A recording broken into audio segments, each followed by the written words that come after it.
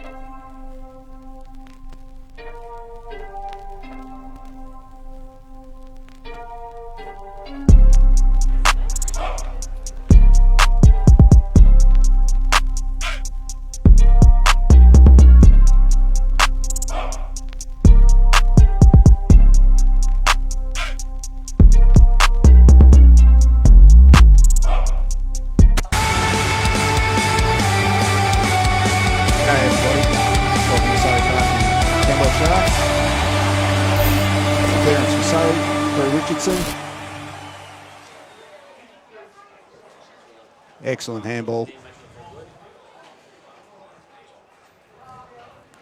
This is not for Camberwell.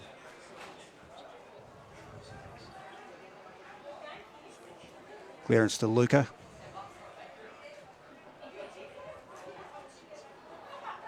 Looks like young Kroll out on the back flank. Apologies to the Camberwell fans. I'm a Surrey Park person. We're just waiting on another commentator.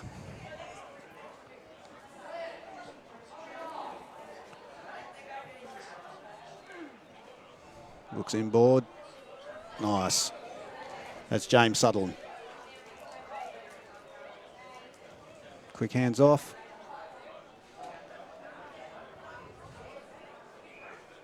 Head high contact. Play on.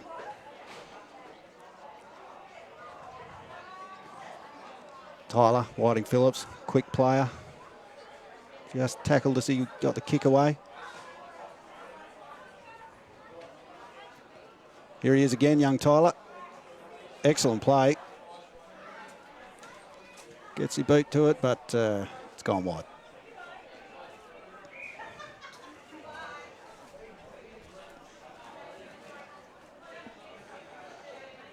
These two teams second and third on the ladder, both undefeated. It's a big game today. Richardson on that left. That's Tommy Sardis. I think that's Sammy Kroll. No, Seb Mifsud.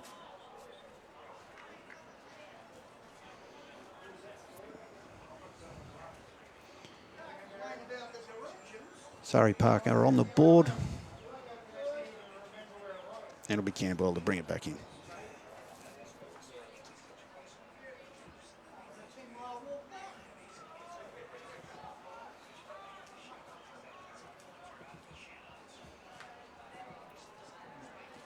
Might have just gone wide. And this will be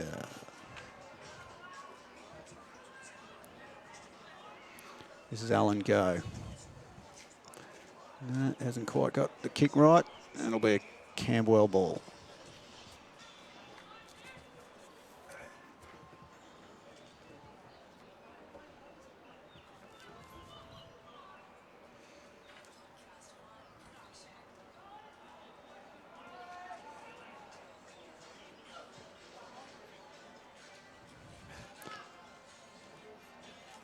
Ball in dispute. Zach Dunn at the bottom of the pack for Surrey. Umpire says, give it to me.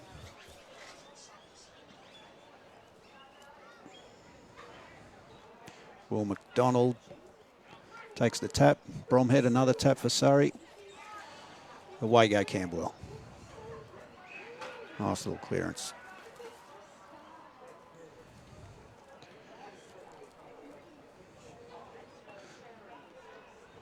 Here they go through the middle.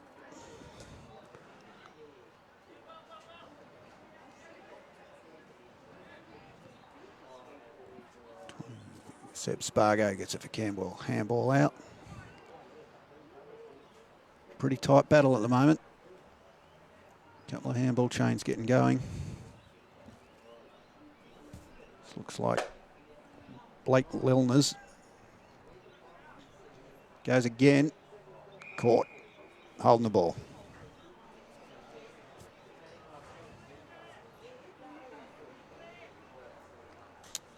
Young Frankie O'Flaherty.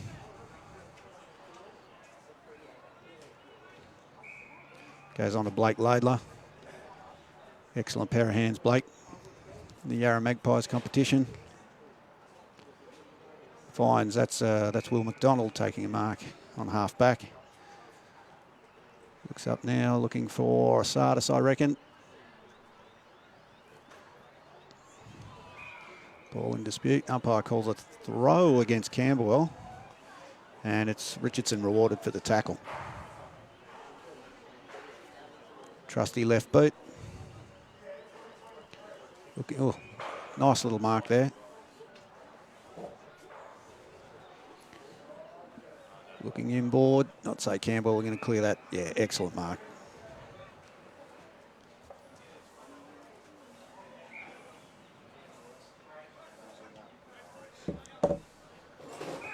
Turnover, he was looking for Edward Lee, but just couldn't quite hit him.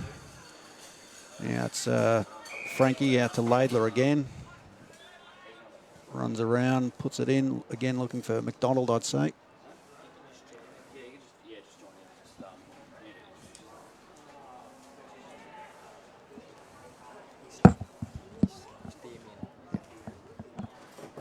If you want that.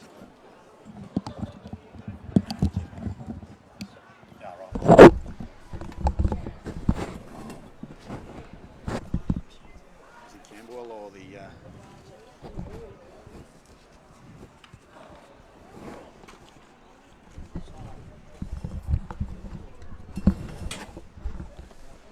So the ball currently in dispute at the moment. Kick into the centre of the ground.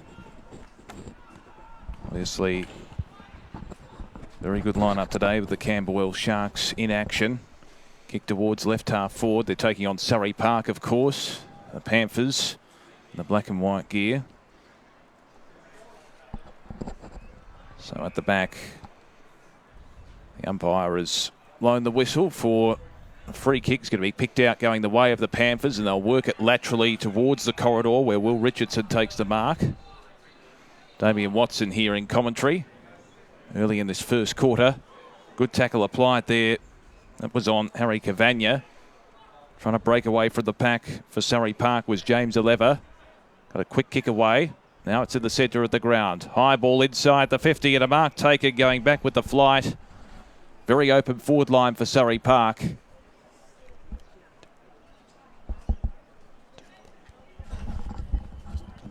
The mark has been taken by William McDonald, who can go back and have a shot from 45 metres. Has it got the carry? No, it doesn't. It's touched right on the line and a behind to Surrey Park. So they move on to two behinds early in this game. Camberwell yet to score. Good crowd in attendance today at Bulleen Park. Certainly a lot of traffic coming into the ground as well. The Sharks move it out of their defensive zone. It was through to Marchio, out towards left half back. Trying to break away from the pack. The hand pass does come out. In the thick of it there was Satsis for the Panthers. It's on the outer wing. Players trying to dive in to get clean possession. No one can really extricate it out of the pack. Eventually it's kicked out of the pack quickly towards the corridor where a lever might run onto the loose ball. He's bumped off the footy. Trying to pick the ball up there is Will Richardson for Surrey Park. Hand pass comes out. The Sharks now can work through a counter-attack towards centre half forward. Flying high for the mark and taking it on the chest is James Sutherland. They move it quickly inside 50 with a transition. Good spoil. Pretty much removing it from Edward Lee and his grasp, but now as a response the Surrey Park side can move it forward through the direction now of Tyler Whiting-Smith. Moves it inside 50 with a spearing ball. It's a pretty open forward line. Trying to pick the ball up, William McDonald, who had that last shot on goal. They burrow it forward, but now the Sharks have the numbers. Hand pass comes out from Blake Leonors. It's in their left back pocket position.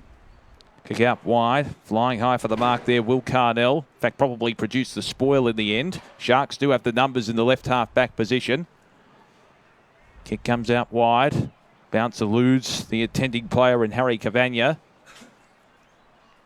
Still the ball on the outer side of the ground where it's been favouring for most of this game so far. Bit of run provided now for the Sharks by Aaron Shipperley. Kick towards centre half forward. Mark taken. They can move the ball inside 50 where there's a one-on-one contest. Taking the mark is Edward Lee. Tried to stream forward, but a brilliant tackle effected there for the Panthers. And away they go on the counter-attack. Trying to break away there. We'll pick up the number at the moment. I think Richardson it was off half back. It was Laidler who dished out the tackle. All right, and the way they go, the Panthers through Tyler Whitling-Smith. Kicks it inside 50, deep in the pocket. And the mark has been taken again by William McDonald, who is serving as that focal point inside 50. The kick was smothered off the mark. It's going to come back. He's going to have to kick over the mark. So McDonald on an acute angle, 45 metres out from goal, starts at left, stays there. Still in the field of play, trying to pick the ball up, Tom Satsis.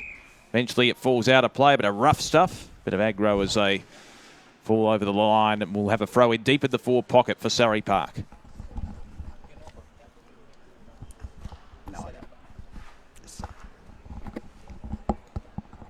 So ball in once again. William McDonald contesting the ruck for Surrey Park. Trying to pick up the loose ball is Noah Smith. Sharks can work it out of their defensive zone. Hacking kick towards the centre of the ground. The bounce is fickle for Blake Leidler. Has support through the aid of Tyler Whitting-Smith, who's certainly been prominent early. Inside 50 it goes. Will Richardson on the left foot trying to square the ball up and centre it into the hot spot. But the Sharks' defence resolute. They've certainly congested their defensive zone. And the mark has been taken there by Angus Ryan. Works it towards left half back. Pouncing on the loose ball is Ed Winicky. Looks towards centre wing, over the head of the intended target in Harry Cavagna, who will pick up the loose ball himself. Has a couple of Panthers on his hammer. Tried to find his teammate with the hand pass, but it's out of play. And we'll have a ball in pretty much on the true centre wing position outer side. So throw in once again. Tap one by Tyler Whiting-Smith. Obviously asked questions as well during the breaks in play. Kick towards left half forward for the Sharks. Ball hasn't really been inside their forward 50 too often. Hand pass was smothered, almost fell in the direction there of James Sutherland. It's gone out of play. So the Sharks so far, I suppose it hasn't been in their forward half too often, but obviously... Who are we looking for at Camberwell? Who's the playmakers here? It'll be very interesting to see who will ultimately prove prominent throughout the game. Mark taken for Surrey Park by Tom Bromhead.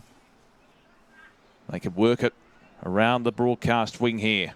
Mark taken in the centre of the ground. And on the right foot, McDonald. Kick forward by McDonald. Towards left half forward. A bit of space here is trying to break away as Tom Satsis dipped well in a confined space. Got the hand pass out towards Henry Aiken, who's taken down and wrestled to the ground holding the ball. And the Sharks can work it away on the counter. Kick towards centre half forward. Intercept mark. Filling the hole there for Surrey Park is Frankie O'Flaherty, who moves onto the left foot. Kicks it into the centre of the ground. A 2-on-2 contest. Good spoil effective for the Sharks there by Will Spratt on the hand pass. Will Carnell now moves it inside 50. Here's a reliable scoring shot. The snap towards goal bounces through, and the first major is registered for the Sharks. Nice goal. It was a fantastic kick there. We'll get the number 10 in a moment. That's not in our team list. But the Sharks do have the first major on the board. They're 1 straight 6. Surrey Park 2 behinds. Dante Tamakio, who I think is wearing the number 10 Guernsey, so we'll have that changed. We have him listed as 25 on our team sheet. But in any case, Camberwell have the first major on the board. They're 1 straight 6. Surrey Park 2 behinds. And a goal, I guess, against the flow in many ways, because Surrey Park have probably had the ball inside their forward 50 or their forward half at the very least for the vast majority so far. Camberwell have been excellent in defence, and they're just occasionally getting that little breakaway. Here they go with an excellent clearance. They're on the attack again. They certainly are. This time through the aid of Elliot Power, who works it deep inside the forward 50. Now Surrey Park have moved numbers back to crowd their own defensive 50. Chip pass is not going to be paid for the required distance to Zach Dunn. Hand pass comes out, the quick little kick forward in the direction there of Curtis McCallum. They scramble it forward to Surrey Park. Good play by Seb Mifsud. Picked up the loose ball, got it out. Alan Suo works it forward, and Henry Aiken takes the mark at centre field. Chips the pass to his teammate in Zach Dunn, who's been prominent over the last couple of passages of play. Kick inside 50 for the Panthers, going back with the flight. Noah Smith couldn't take the mark. Quick kick towards goal. It's a one-on-one contest at the top of the square. Trying to shark the pack, Josh Cox. Eventually picks it up. Hand pass in the direction of Tom Satsis, his teammate, who tried to snap it round his body. But it's fallen astray. Brave effort from Noah Smith there, running back with the flight of the ball. Wasn't able to complete the mark, but an excellent effort. Certainly was. And you always encourage players to show that courage, that tenacity. It's a good attribute to have. Now, the Panthers have a lot of numbers across their half-forward line. Try to break away Zach Dunn. He's taken to ground. Tried to take on the tackler. Unsuccessful. And it's holding the ball. So it'll be a free kick to the Sharks inside their defensive 50. Elliot Power will be the recipient. So Power, high ball, went over the head of the intended target there, and James Sutherland, as a consequence, stepping in to intercept Frankie O'Flaherty for Surrey Park. 60 metres out from goal. Looks deep inside the 50. It's a congested forward line. Trying to find Noah Smith. It's forced to ground level. Trying to paddle the ball away there for Camberwell is Riley Myers. They do have the numbers across their half-back line, and the quick kick towards centre wing is going to be intercepted once again with that wall set up for Surrey Park. Mark taken by Frankie O'Flaherty once again. This time a methodical chip pass on the left foot. Looking for Zach Dunn at left half forward. Kick partially smothered. And we'll have a throw in probably around 55 metres around from the Surrey Park goal. So observation so far again, Surrey Park winning the clearances. They do seem to be. They're really getting some good chains of handball together. They're just not quite finishing it off in the forward line. Kick out of the pack by Alan Suo for Surrey Park. Falls into the pocket where they have the numbers. Trying to find space there as Tom Bromhead squares it up towards the top of the goal square. Pouncing on the football, Will Richardson. Can he break clear? Snap towards goal by Richardson. And Surrey Park have their first major on the board. Fantastic left foot. He's just given a little signal to his grandmother, wishing her a happy Mother's Day. Yes, fantastic. Always important to recognise the mothers on this fantastic day. 1-2-8. Surrey Park now hit the lead and probably dictating the terms of the game so far, because they have had the ball inside their 450. They lead Camberwell 1 straight 6 by 2 points in this first term at Bulleen Park. Important to get a little reward for all of the effort for Surrey Park. I think they'll be pleased to have got that one on the board, and this game is well and truly on now. It's interesting, they've basically initiated a system where they've locked the ball in across their half-forward line. They've set up a wall, Surrey Park. So back in the middle, tap one for the Sharks by Seb Spargo, who's contesting in the ruck. But again, it's Surrey Park winning the clearances at ground level to force the intercept. Hand pass comes in the direction of the goal kicker, Will Richardson, who spears the ball towards left half forward. At the back, The hand pass comes out in the direction of Bromhead, who again forces it forward with a long raking kick, this time deep in the left forward pocket, trying to pick the ball up there. Tyler Whiting-Smith snaps it towards goal. It rolls across the face. Getting back for the Sharks there is Nick Glenn. And eventually it's tumbled towards left half back, picking up the loose ball just inside the line was Oliver Knight. It is forced out. It'll be a throw in at right half forward for Surrey Park. You bang on with your assessment of Surrey Park's system. They're really working hard on bringing that defence up and creating the press. Right now, the last Surrey defender's just crossing the centre. And again, there's that press in effect as the mark's taken by Will Richardson. Kick inside the 50 for the Panthers, deep inside that forward zone to the top of the square. Trying to break clear with the hand pass there. Looked as if it was Skinner. Comes out, the Sharks do have the numbers. Can they clear it from their defensive zone? That's been the test for them so far. Pouncing on it, Satsis tried to effect the tackle, but the Sharks move it towards left half back. Bit of a bounce there for Will Spratt to contend with. And it's forced out of play. We'll have a throw in about 65 metres around from the Surrey Park goal. So 2 points the margin. Surrey Park leading 1-2 to 1 straight. Again, the Sharks do eventually get it inside their forward half where it's very open. There's not a lot of tall timber there, but snapping on the loose ball and snapping towards goal. It's offline and only a minor score. Perhaps had more time than he intended there, the Sharks player in Harry Cavagna. And that's the risk-reward of the collapsing defence, is if the Sharks are able to get a fast break, they can run into that open space very easily. Means you've got to work hard as a defender. That's right. Harry Cavagna registering the behind there, so that separates the two sides. One solitary point, 1-1 to 1-2 in favour of the Panthers. It's at left half back now for Surrey Park. Hand pass comes out from Frankie O'Flaherty. He's intercepted as the Sharks apply the numbers. Trying to break forward. Aaron Shipperley forcing it inside 50 to Shipperley, and the umpire's picked out a free kick. It looks as if it's going the Sharks' way here, and Shipperley will be the recipient. He'll be lining up from a pretty acute angle, probably around 43 metres out from goal. He certainly fancies his chances. So Shipperley almost hard up against the boundary line, it's fair to say. This to put the Sharks in front early in this contest.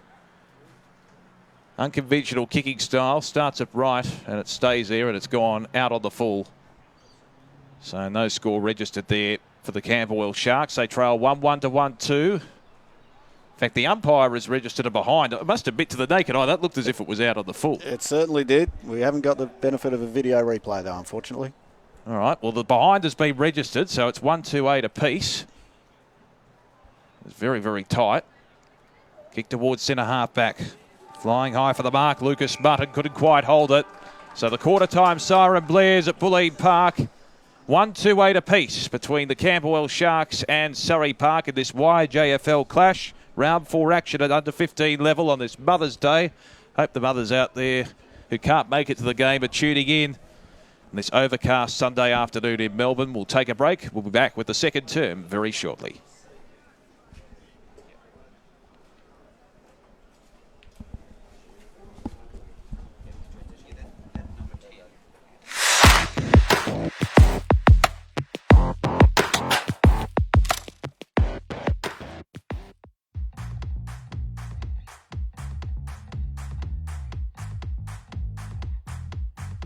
Here at Woodards Manningham, we love supporting our local community. Supporting the Yarra Junior Football League, we give you, the community, the best service possible. We have created a special offer for all our YJFL families. Simply quote YJFL to our property management team and we'll happily give you the first 3 months of your property managed for free. That's right, no management fees for 3 months on your investment property. Call us today, Woodards Manningham, 9842 1188.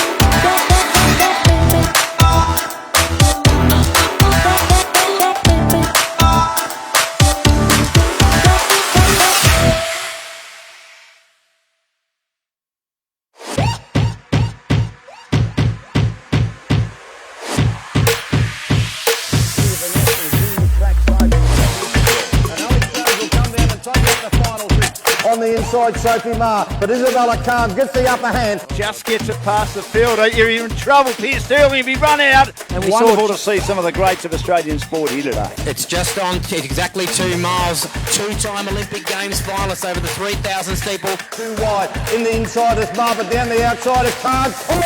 Over running at ground level, Charlie Rowe again from Mount Eliza. I want to crash the interview. Take the microphone, Pete. Thank you. So I just want to be a big fan of yours. So I'm in the federal parliament, but you play Big Bash. Come outdoors, we're sitting here watching athletics, there's heaps of people running of all ages. Times through, so this first place is really important. The runner in green in Buddy. Eddie Jerovic now has got a bit of move to do. He's got to try to get a run off the bank somewhere. He's Gertz roosts that one. That is a monster of a kick for a goal. Waters in again, short. He hits this high, and he might have got enough on this to go for 6. It has. Coming into a catching position on the onside. Mills the spoon shot. He's picked the gap beautifully. What a shot that is.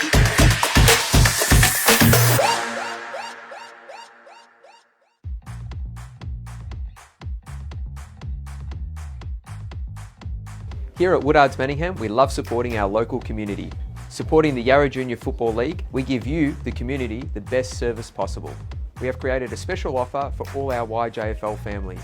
Simply quote YJFL to our sales team, and we will happily give you an exclusive sales, commission, and marketing package. And of course, a $500 cashback to your local club. Call us today, Woodards Manningham, 9842 1188.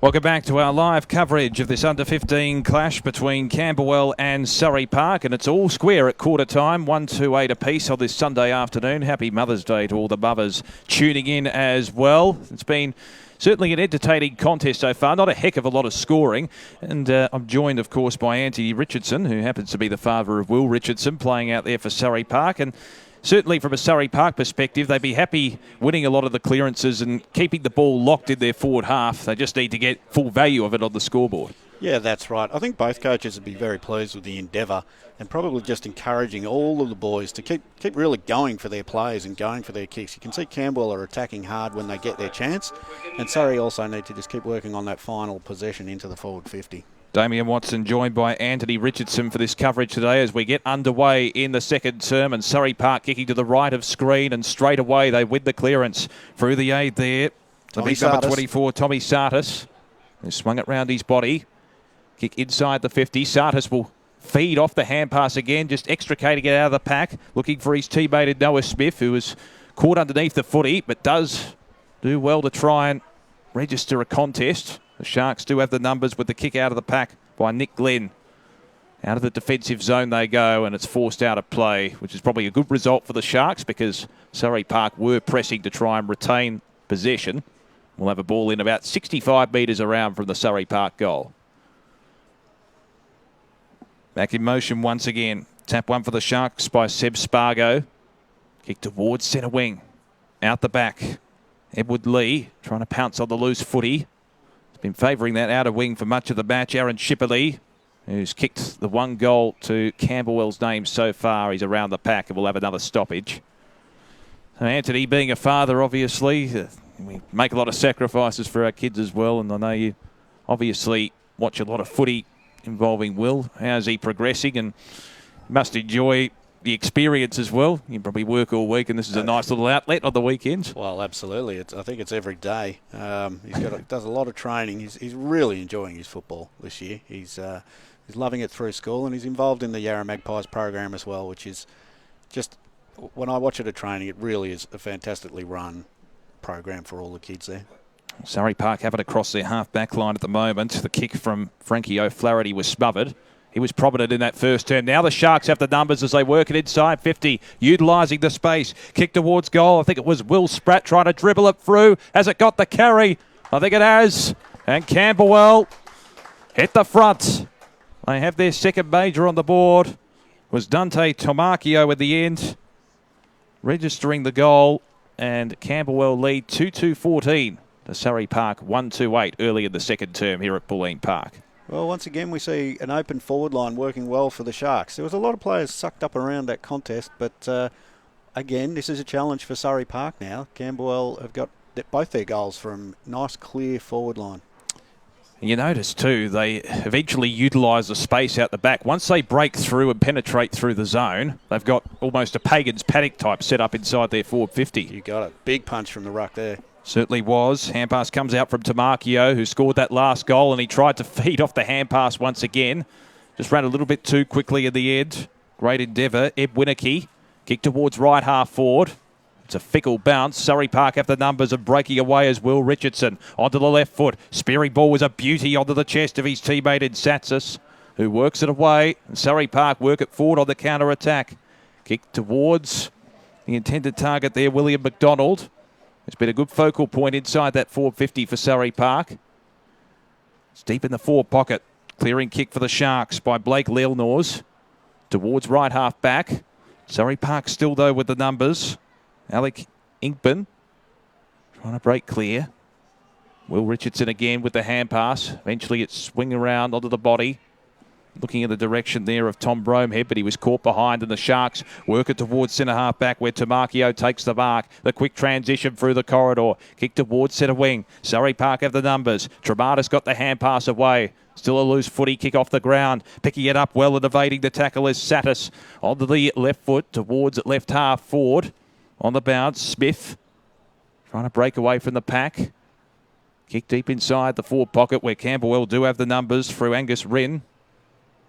Kick again intercepted across that half-forward line. Surrey Park have been very good in that area. Kick towards the hot spot. Waiting at the back is Sam Kroll.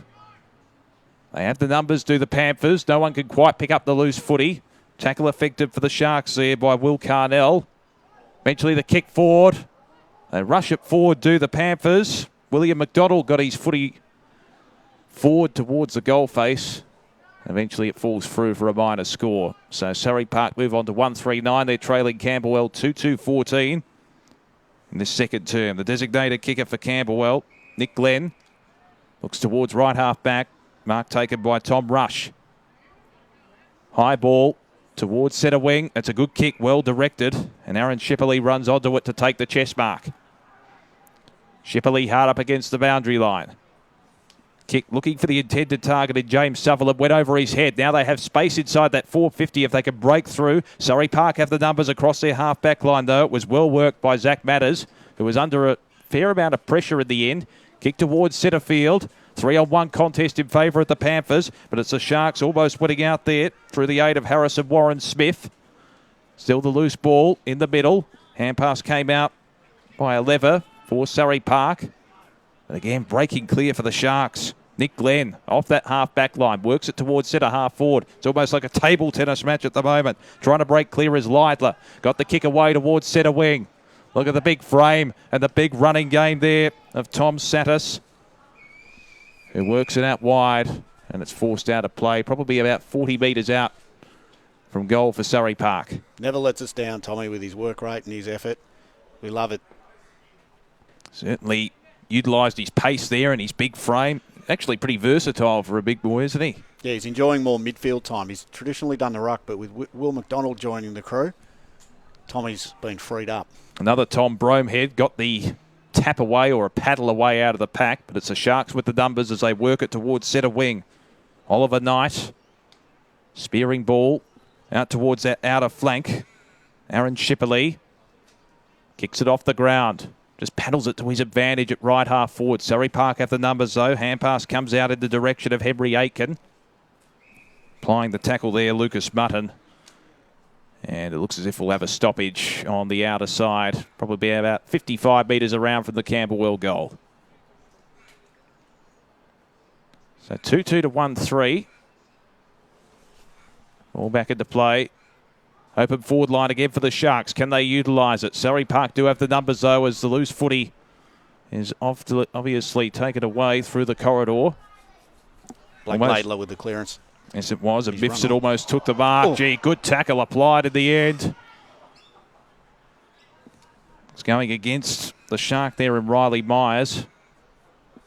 And Seb Mifsud will be the recipient. Just got his kick away in time. Kick inside 50. Looking there for Max Skinner. Bounced off his chest. Tries to go in again with the second effort. Eventually it's brought out by Guo towards the full forward area. The Sharks do have the numbers across their last line of defence. And the kick is hacked out into space. Around that left half back position there. Well, showing a little bit of tenacity. Will Carnell tried to get the hand pass away, but brilliantly intercepted there by Blake Lidler, who really did apply the pressure on that occasion, Anthony. Yeah, he's got going now. They're clearing it out of their defence, Surrey Park, at the moment. Well, mostly thanks to Lidler. Ball back into play. At ground level, trying to break clear for the Sharks is Harrison Warren Smith with the helmet. Got the hand pass away. Eventually it's fed out in the direction there of Hugh Williams. Got a quick kick out off the ground. Surrey Park utilising their numbers though. Through Satis. The kick tumbles out of play just inside the forward 50 for Surrey Park. So this has been their strength, Anthony, just locking the ball inside the forward 50. They just need to capitalise on the scoreboard. Absolutely. Tap one at the front by Whiting Smith. But again, Campbell's defence have been pretty resolute so far in this game. Oliver Knight across his defensive goal face. Looks into the path of Tom Rush. Can he pounce on the loose footy? He can. Gets the hand pass away. Not a heck of a lot of support, though, as Sam Kroll intercepts for Surrey Park. And they work it forward. Adam Lee almost went without it. Got it back and kicked it inside 50. And finds the intended target on the chest in William McDonald. He can go back and have another shot for goal. Yeah, Knight had the right idea for Campbell. It was gutsy with a big long switch across. It just didn't quite come off, but well done for giving that a go. William McDonald from just inside the arc. Has it got the legs? It's travelling towards the goal face. Again, the Sharks have been pretty good across that last line. Clearing kick towards left half back, where it's picked up on the bounce by Will Carnell. Will try and rove off his own kick towards centre wing as the traffic comes by. Good hand pass affected in the clinches there by Frankie O'Flaherty to get down at ground level. Well picked up by Richardson. Got the hand pass in the direction of Lidler. Pounces on the loose ball. Kick inside the 50. It's a 2-on-2 contest. Getting there first for the footy there is Nick Glemm for Camberwell. And he forces it out of play, but it's still inside Surrey Park's 450 on the outer side. So 2-2 to 1-3 in favour of the Sharks. But still, Surrey Park have it in their forward half. Tap one there. Looks as if it was Freddie McDonald contesting in the ruck there for the Sharks. Look at that, barking the directions there. Harrison Warren Smith as he has the loose ball. 10 minutes completed in this second term. It's Camberwell by 5 points, but again, the intercept affected. Lidler kicks inside the 50 off a step. Sharks have the numbers in the air, and Warren Smith read the ball superiorly at the end, looks out wide. The intended target, Ed Whittaky. Got the hand pass away. Knight, high ball for the Sharks. Now they have space in their forward half. They just need the bounce to go their way. It was a bit fickle on that occasion. And Surrey Park ultimately have the numbers across their half-back line. Kick around the body. And again, ill-directed. And the hand pass will work in the direction of Will Carnell, who takes it in space. He's got support inboard. Utilises it with the hand pass to Hugh Williams. But the tackling pressure was superb for Surrey Park by Adam Lee. They win the free kick. Outstanding tackle. Causing the turnover. Will Richardson marks at half back. That was a brilliant tackle. That's a team lifter, isn't it? Those 1%ers. Certainly is. They needed it. They were right on the charge there, the Sharks. Out the back, Tom Bromehead. Got it on the bounce. Kick off the ground there by Tyler Whiting-Smith. Trying to break clear there as Tom Satis. Dipped well, utilised his big frame. Got the hand pass back to Bromhead. And now into the arms of Whiting-Smith. Didn't quite execute the kick as well as he would have liked. It's at full forward for Surrey Park. Kick off the ground by Glemm for the Sharks. Has support. Eventually it's kicked out of the pack by Ed Whittaky towards the outer side of the ground. Tom Rush is in space and he can do just that. Rush away with the right foot. Kick towards right half forward. 2-on-2 contest. Falls out the back, but again, Surrey Park just have that pace. Chip into the middle of the ground. Henry Aitken was the target. Has a little bit of support there from Lee. Just got his kick away. Aitken chasing. Sharks have the numbers as they work it towards the broadcast wing. Trying to pick up the loose footy there is Will Carnell. Eventually affected the tackle. Umpire let it go. That was on Bromehead. Carnell leaves it behind for his teammate in Myers, who kicks it inside. 50 for the Sharks. And the mark's taken by Tamakio, who goes long with the kick. It's an unguarded square, and it's bounced through for a goal. Camberwell have their third on the board. They're 3-2-20, leading Surrey Park 1-3-9. And again, Anthony, just utilising that space inside their forward 50. Yeah, their work rate's fantastic through the middle here, Camberwell. They've turned it over 3 or 4 times, right in the centre of the ground, and then they charge forward on the spread, and it's very hard for Surrey Park to stop that. Is it worth maybe Surrey Park maybe leaving a couple of defenders loose even when the ball's at the other end of the ground, just so that there's not so much space inside their defensive 50? Absolutely. I thought earlier in this quarter maybe they'd dropped one back, and that's why Laidler's been really effective in getting a lot of clearances. But I think it's just weighted numbers now, and those costly turnovers in the middle of the ground that are hurting Surrey Park. Back in the centre. Very good elevation there from the Camberwell ruckman.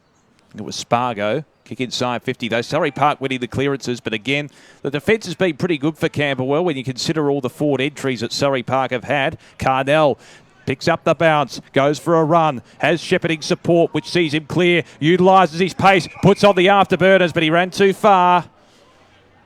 Ran probably about 20 metres, and he cops a bit of lip service from the opposition as well in the process. Yeah, good chase down from Allen, good pressure. Allen affecting that turnover, and the mark has been taken by Will Richardson. Right half back, looks inboard. The Panthers could work it across that corridor area. It was a poor kick. Bounce in the direction there of Harrison Warren Smith, who'll receive it back from his teammate in Oliver Knight. Warren Smith looks towards the outer side. There is space. They just need to execute the kick. Tom Rush, almost on hands and knees with his teammate there in Harrison Warren Smith, who burrows his way out, extricates the footy with the hand pass. Knight affecting the tackle. Was it too high, according to the umpire? They let play go on. Now it's going to come back, I think. Falling on his hands and knees there, it looked as if Blake Laidler, I think it's pronounced Laidler. Yeah, Laidler. Laidler? Well, okay. That's how I say it anyway. Fair enough too. We'll go with Laidler. It looks out wide. They have the numbers across the outer side, but again, Camberwell bringing numbers back. Kick inboard. Mark almost taken by a lever. Dropped it at the crucial moment, and the umpire's picked out a free kick for a high tackle. It's going the way of the Sharks. No advantage will be paid. Sharks doing a great job at just breaking down the Surrey attacks at around the centre of the ground or across half back. We've seen it 4 or 5 times in a row. Surrey Park probably need to bring McDonald up a bit to give themselves a bit of a presence at half forward. Oliver Knight was the recipient, kicked it into the middle of the ground where he looked for his teammate in Elliot Power, who spears it inside 50. It's an open forward line once again. Surrey Park under enormous pressure. Can they step up to the challenge? Eventually it's fed out in the direction there for the Sharks. Towards Tamakio again. Can he kick another one? No. It's going to bounce through for a minor score. So they certainly are pressing now over the last 5 minutes in particular, Camberwell. 3-3-21, leading Surrey Park 1-3-9 in the second term of this clash at Bulleen Park as the sun strikes valiantly through the clouds. Bit of a wet footy as well. I think it fell into the puddle that's lying out the back of this venue. And as a result, it had to be dried there by Blake Laidler. Worked it towards left half back, but the Sharks intercepting. Laidler will take the mark. It's a good grab with the high ball. Took it on his chest. Kicked it out wide towards the outer side of the ground. Alex Ingpen left it behind, but he has support. Through the centre corridor they go, Surrey Park. Satis. Another entry inside 50. One-on-one contest. Almost the mark taken out the back there. Looked as if it was Warren Smith out the back for Camberwell. Eventually it's fed out to Will Spratt, who just pumps it onto the boot. It was a high rain-making ball. Bounce in the direction of Will Richardson. Got the hand pass away. Kick smothered there by Tom Rush for Camberwell. Still the ball in dispute. Hand pass comes out from Hugh Williams. Can they provide a chain? That's a good tackle affected there by Alan Guo for Surrey Park. Just stifled any momentum the Sharks had. It'll be about 70 out from the Surrey Park goal. Ball back in motion once again. Pouncing on the loose ball, a lever. Kicks it towards centre half forward. It eludes Richardson in the end. Good evasive play from his opponent there in Matt Dodonka for Camberwell, but the kick is intercepted by Dunn. Kicks it towards the left For pocket position, Richardson pounces on the loose footy. He's bumped off it. And we'll have a ball in the 4 pocket for the Surrey Park Footy Club.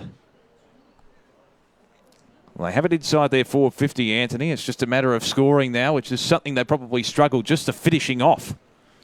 That's it. They need one. Not much time left, I'd say, in this quarter. Yeah, we're late in the second term on the cusp of half-time. Grabbing it out of the ruck contest there was Seb Spargo. He's done pretty well in that area, although Surrey Park have won the majority of the clearances in this game. It's inside the Panthers 50. Falls out the back. Can they kick a late goal? They've got space in the open territory at the top of the goal square. Hand pass intercepted. Snap around the body. Is it through for a goal? Indeed it is. Richardson. Yes. Your man Will Richardson snapping it around his body. It was a loose hand pass from the Camberwell defence, and Richardson snapped it up and did just that around his body for a major, and a much needed one for Surrey Park. Very much so. Right on the cusp of half-time, as you said. And a shout-out to Will's granddad, who's listening in the bar in Ravensdale as we speak. Fantastic. Certainly did well. Had good goal awareness also. Didn't panic, didn't rush. Yeah, Got the ball onto the boot. Yeah, he's done well there. It was a right foot kick. He's a left footer. It's always a handy skill to have, and probably a little bit underrated in this day and age, kicking on both sides of your body. Absolutely. So we're back in the middle. Can Surrey Park maybe capitalise on this momentum?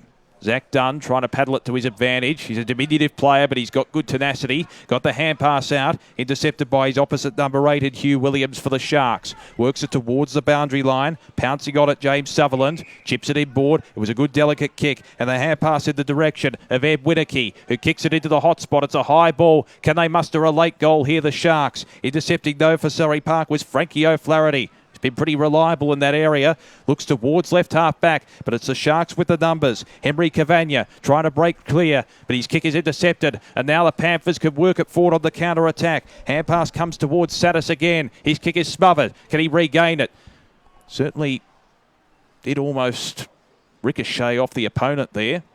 Hand pass comes out in the direction of Will Richardson, who kicked that last goal. Good spot up. Finds Tyler Whiting-Smith. They can work it forward quickly with a high ball into the pocket. They've got an open forward line to contend with here, Surrey Park. But again, the kicking probably not as direct as they would like, as the ball bounced eventually out of play in the 4 pocket. So I think it's just that delivery inside 450. They've got to hit the targets. Absolutely. I like the work from Sutherland over here just before. Nice poise. He moved it on quick, but efficiently. Hand pass comes out and intercepted for Surrey Park by Satis. The Sharks have the numbers. The siren is imminent, and the siren sounds at half-time. A well-poised contest, this one at Bulleen Park. It's Camberwell 3-3-21, leading Surrey Park 2-3-15. And just before we head to the break, Anthony Richardson, Camberwell certainly did take advantage of their opportunities, but Surrey Park gaining a little bit of momentum on the scoreboard late to tighten things up. Yeah, I guess reward for effort. But as we saw, time and again, there was those turnovers from Camberwell that they affected very well, and they ran into open forward line. Their work rate as they attack is excellent. We'll take a break. Half-time at Bulleen Park, and it's Camberwell 3-3-21, leading Surrey Park 2-3-15 in this under-15 YJFL contest.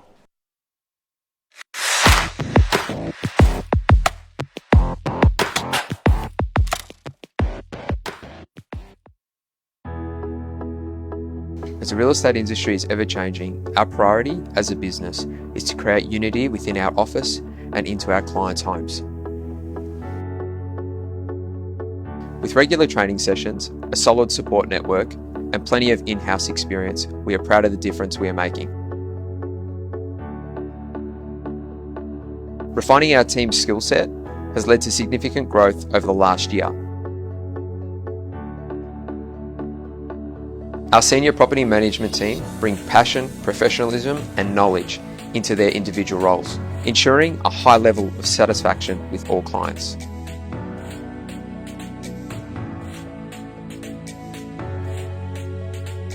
With the introduction of new marketing strategies, we've been able to provide clients with the best possible reporting systems, allowing us to gauge success on each campaign. You know, it's one of the most stressful things you can do to sell your home. maintaining long-term client relationships has been a huge factor in our agency success. We highly value working with our community and have been partnered with the Fitzroy Doncaster Cricket Club for the last 4 years now, and the Venator Club for the past 6 years. Priding our work ethic on honesty and loyalty means a trusting environment for all involved. Our service is driven by the team's motivation to continually improve the real estate experience.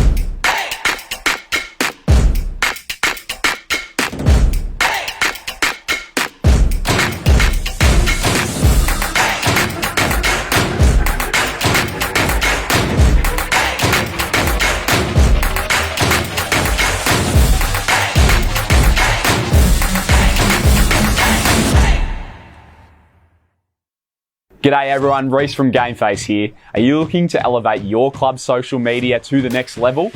GameFace are here to help.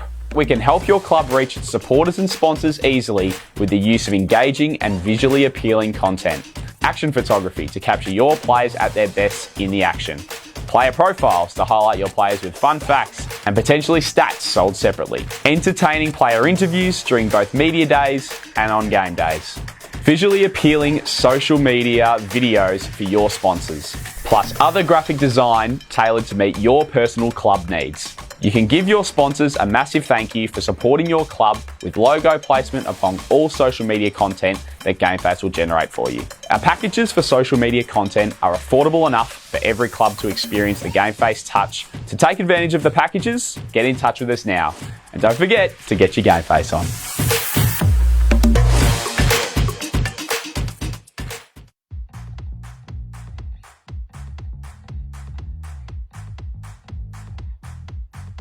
Here at Woodards Manningham, we love supporting our local community.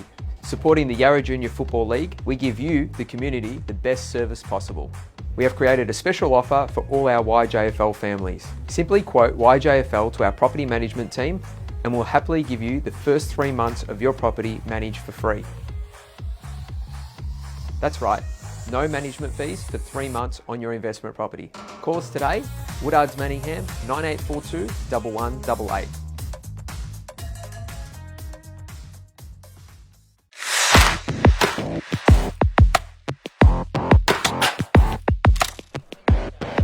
Half-time at Bulleen Park in this under-15 YJFL clash between Surrey Park and the Camberwell Sharks. And the latter side, the Camberwell Sharks, you can see out there having their half-time briefing. Many of them sitting on the ground at this point in time, receiving a bit of a rev-up from their coach. They are leading at this point, 3-3-21 to Surrey Park, 2-3-15 in what's been an entertaining contest. And it's been very interesting the way it has played out as well. Damien Watson in the commentary box, joined by Anthony Richardson, who happens to be the father of Will Richardson for Surrey Park, who has starred in this game. And it's been an interesting contest, Anthony, because Surrey Park have probably had the ball inside their forward half for the majority of the game so far. But Camberwell, when they have brought it inside their own forward 50, they've utilised a lot of space and capitalised on the scoreboard. Absolutely. Well, the best attacks start with defence, don't they? And we're seeing both teams having to work hard defensively. And really, I think it's those the team who makes the best attacking thrust out of defence is the team who's going to take this game away. There have been a few standout players. Firstly, we'll go to Surrey Park. Blake Laidler, I think, has been very good, Excellent. Particularly across the centre line as well with his intercept work. Satters has been good with his inside 50 entries. Probably the only criticism you'd have of Surrey Park is hitting the target when they go inside 50, because ultimately that's how you put pressure on the opposition. Yeah, Tyler Whiting-Phillips as well down in that forward line. He just continues to work very hard. It's not quite come together for him, but I'll be looking forward to a big half from him. Absolutely, and you'd be happy with your boy Will. He's got on the scoreboard also. Well, he'll be happier than me probably. But look, he's going well, and hopefully a bit of reward for effort, because I can see him running up and down this wing quite a bit. Now, from a Camberwell point of view, Dante Tamakio has been very good at getting on the end of a couple of loose plays and loose checking as well inside the forward 50 for Camberwell. He's been very good at reading the play also. Yeah, absolutely. Their forward thrusts look great. They really do team well. From once they get it forward of centre, it's almost like Surrey Park are in full panic mode because Camberwell just on the attack are really teaming well.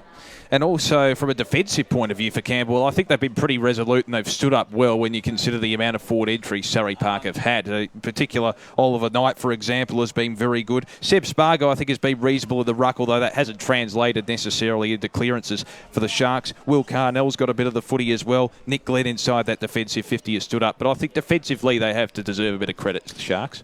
Absolutely. You might say it's been 60% in the forward half for Surrey Park, and so Camberwell have stood up. I think really if that continues, they should be on their way. It's really now for Surrey Park, can they convert? Just lastly, before we head to another break, from a Surrey Park point of view, given the amount of space that Camberwell have enjoyed inside their forward 50 when they do press forward and get through the zone, is it worth maybe putting a couple of extra numbers behind the ball in this second half? Yeah, I guess we would need to be thinking about that. We're really missing probably the presence of Lockie McDonald, Magnificent Demons supporter Lockie. He really does a great job of sometimes playing that loose man. He's the backline general for Surrey Park, and unfortunately today he's out with a bit of a hip. Okay, there you go. So that obviously does indicate with some of their better players in the side and also some of the absentees that maybe they are missing that presence. No excuses. Yeah, no excuses. That's true. Surrey Park coming out onto the park at this point in time. We're almost set to get underway in the third quarter. A trail by a straight kick. Let's see, they would have received a bit of a rev up from the coach.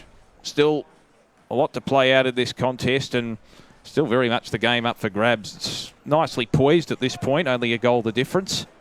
And it'll be interesting to see. I won't ask you your tip from here because I know you have a Surrey Park allegiance. Well, I'll give a shout out to Brendan, our coach. He's an excellent coach. He's been around our club for a long time. He's involved in Oakley Chargers. And as an under-15 group, we're really lucky and happy to have Brendan involved. He's really helped us with the way the boys train, the way their game awareness. And, yeah, they're a happy mob at the moment. Tell us a little bit about, while we talk about the club itself, the task of retaining players in particular, because Surrey Park, it's in a heavily populated private school area where a lot of kids in the area perhaps play for their own school rather than the actual local club. Is it difficult to retain players on that basis, or is it a good community value club that attracts a lot of players? Well, it certainly is that. I think now that they've come into this age of under 15, you start to get the clash with school sport, and being in an area where there's private schools around. There's a number of boys throughout the YJFL each weekend who are having to play 2 games, and so that's a tough thing to manage as we sort of go on from under 15 upwards. And of course they've got to manage school commitments as well. I mean, you've got homework, etc. So to play 2 games on a weekend, you virtually don't have a day off, do you? 100%. Look, they love it. We'd rather have them out here than doing something else other than their homework. Yeah, exactly. That's the first priority. But that must be difficult to manage as well. I mean, we've all been there as well in regards to combining sport, work commitments when you first enter the workforce and also school. So I suppose it's a good litmus test for life in terms of time management as well. Yeah, absolutely. All the boys and girls throughout the YJFL have got that need to focus on their studies and get that right, and then have the reward and the enjoyment of sport on the weekends. Is that a difficult thing for a parent to oversee as well, just making sure that, Will's on the straight and narrow? I'm sure he does certainly love his footy, but also combining it with the schoolwork as well. Well, I'll just say he's a 15-year-old boy. And you got to enjoy that passion, though, for footy. So we're almost set to go for the second half of this clash between the Camberwell Sharks and Surrey Park. Good crowded attendance as well, plenty of support for both sides. Start of the third quarter from Bulleen Park. It's Camberwell by a straight kick as we're back in the middle. They've been utilising the space well across their forward 50, Camberwell. Can they execute the foray forward here? It's on centre wing, trying to pick up the loose footy. Tom Rush just gets his kick away in time. In a confined space, it's a good mark going back with the flight. Dante Tamarchio again, and away he goes. Hard up against the boundary line. Can he kick a miraculous goal? It was on target, but I think it was touched on the way through, and only a minor score. Gee, he loves kicking it from the tight angles. He loves it. It was an excellent kick. It was an excellent mark, and he shot a goal that was going through if it wasn't touched. Good play on the last line as well from Surrey Park, just to make sure they got back in time. So ultimately forced the minor score. So 3-4-22 Camberwell. Clogged it up again here, Camberwell. Really well. Surrey Park 2-3-15, a 7-point ball game. And you're right, they have clogged it up and now have retained at least the ball in the area inside their forward 50, which probably hasn't been their absolute strength at times today. Back in motion once again, Ed Winicky puts his head over the footy and wins the free kick as a consequence. He's just outside the forward 50. He's got a couple of options deep. He looks in that direction to the top of the square. Flying high for the mark. It was almost taken at the end by Angus Wren. Falls out the back. Hand pass comes out. That's a good tackle effective for Surrey Park there by Blake Laidler. There were a couple of opportunities. Laidler will pounce on the loose footy again. Just hacks it forward towards right half back. Bounce in the direction there of Noah Smith. Couldn't quite negotiate it. He's got Richardson for support, but the ball is locked up. And we'll have a stoppage of the throw-in variety, pretty much 55 metres around from the Camberwell goal. And for a change, they've done all of the attacking so far in this third term. Trying to break away, Richardson was stripped of the football. Now, the free kick's been picked out. I think it's going to go the way of Camberwell for holding the footy.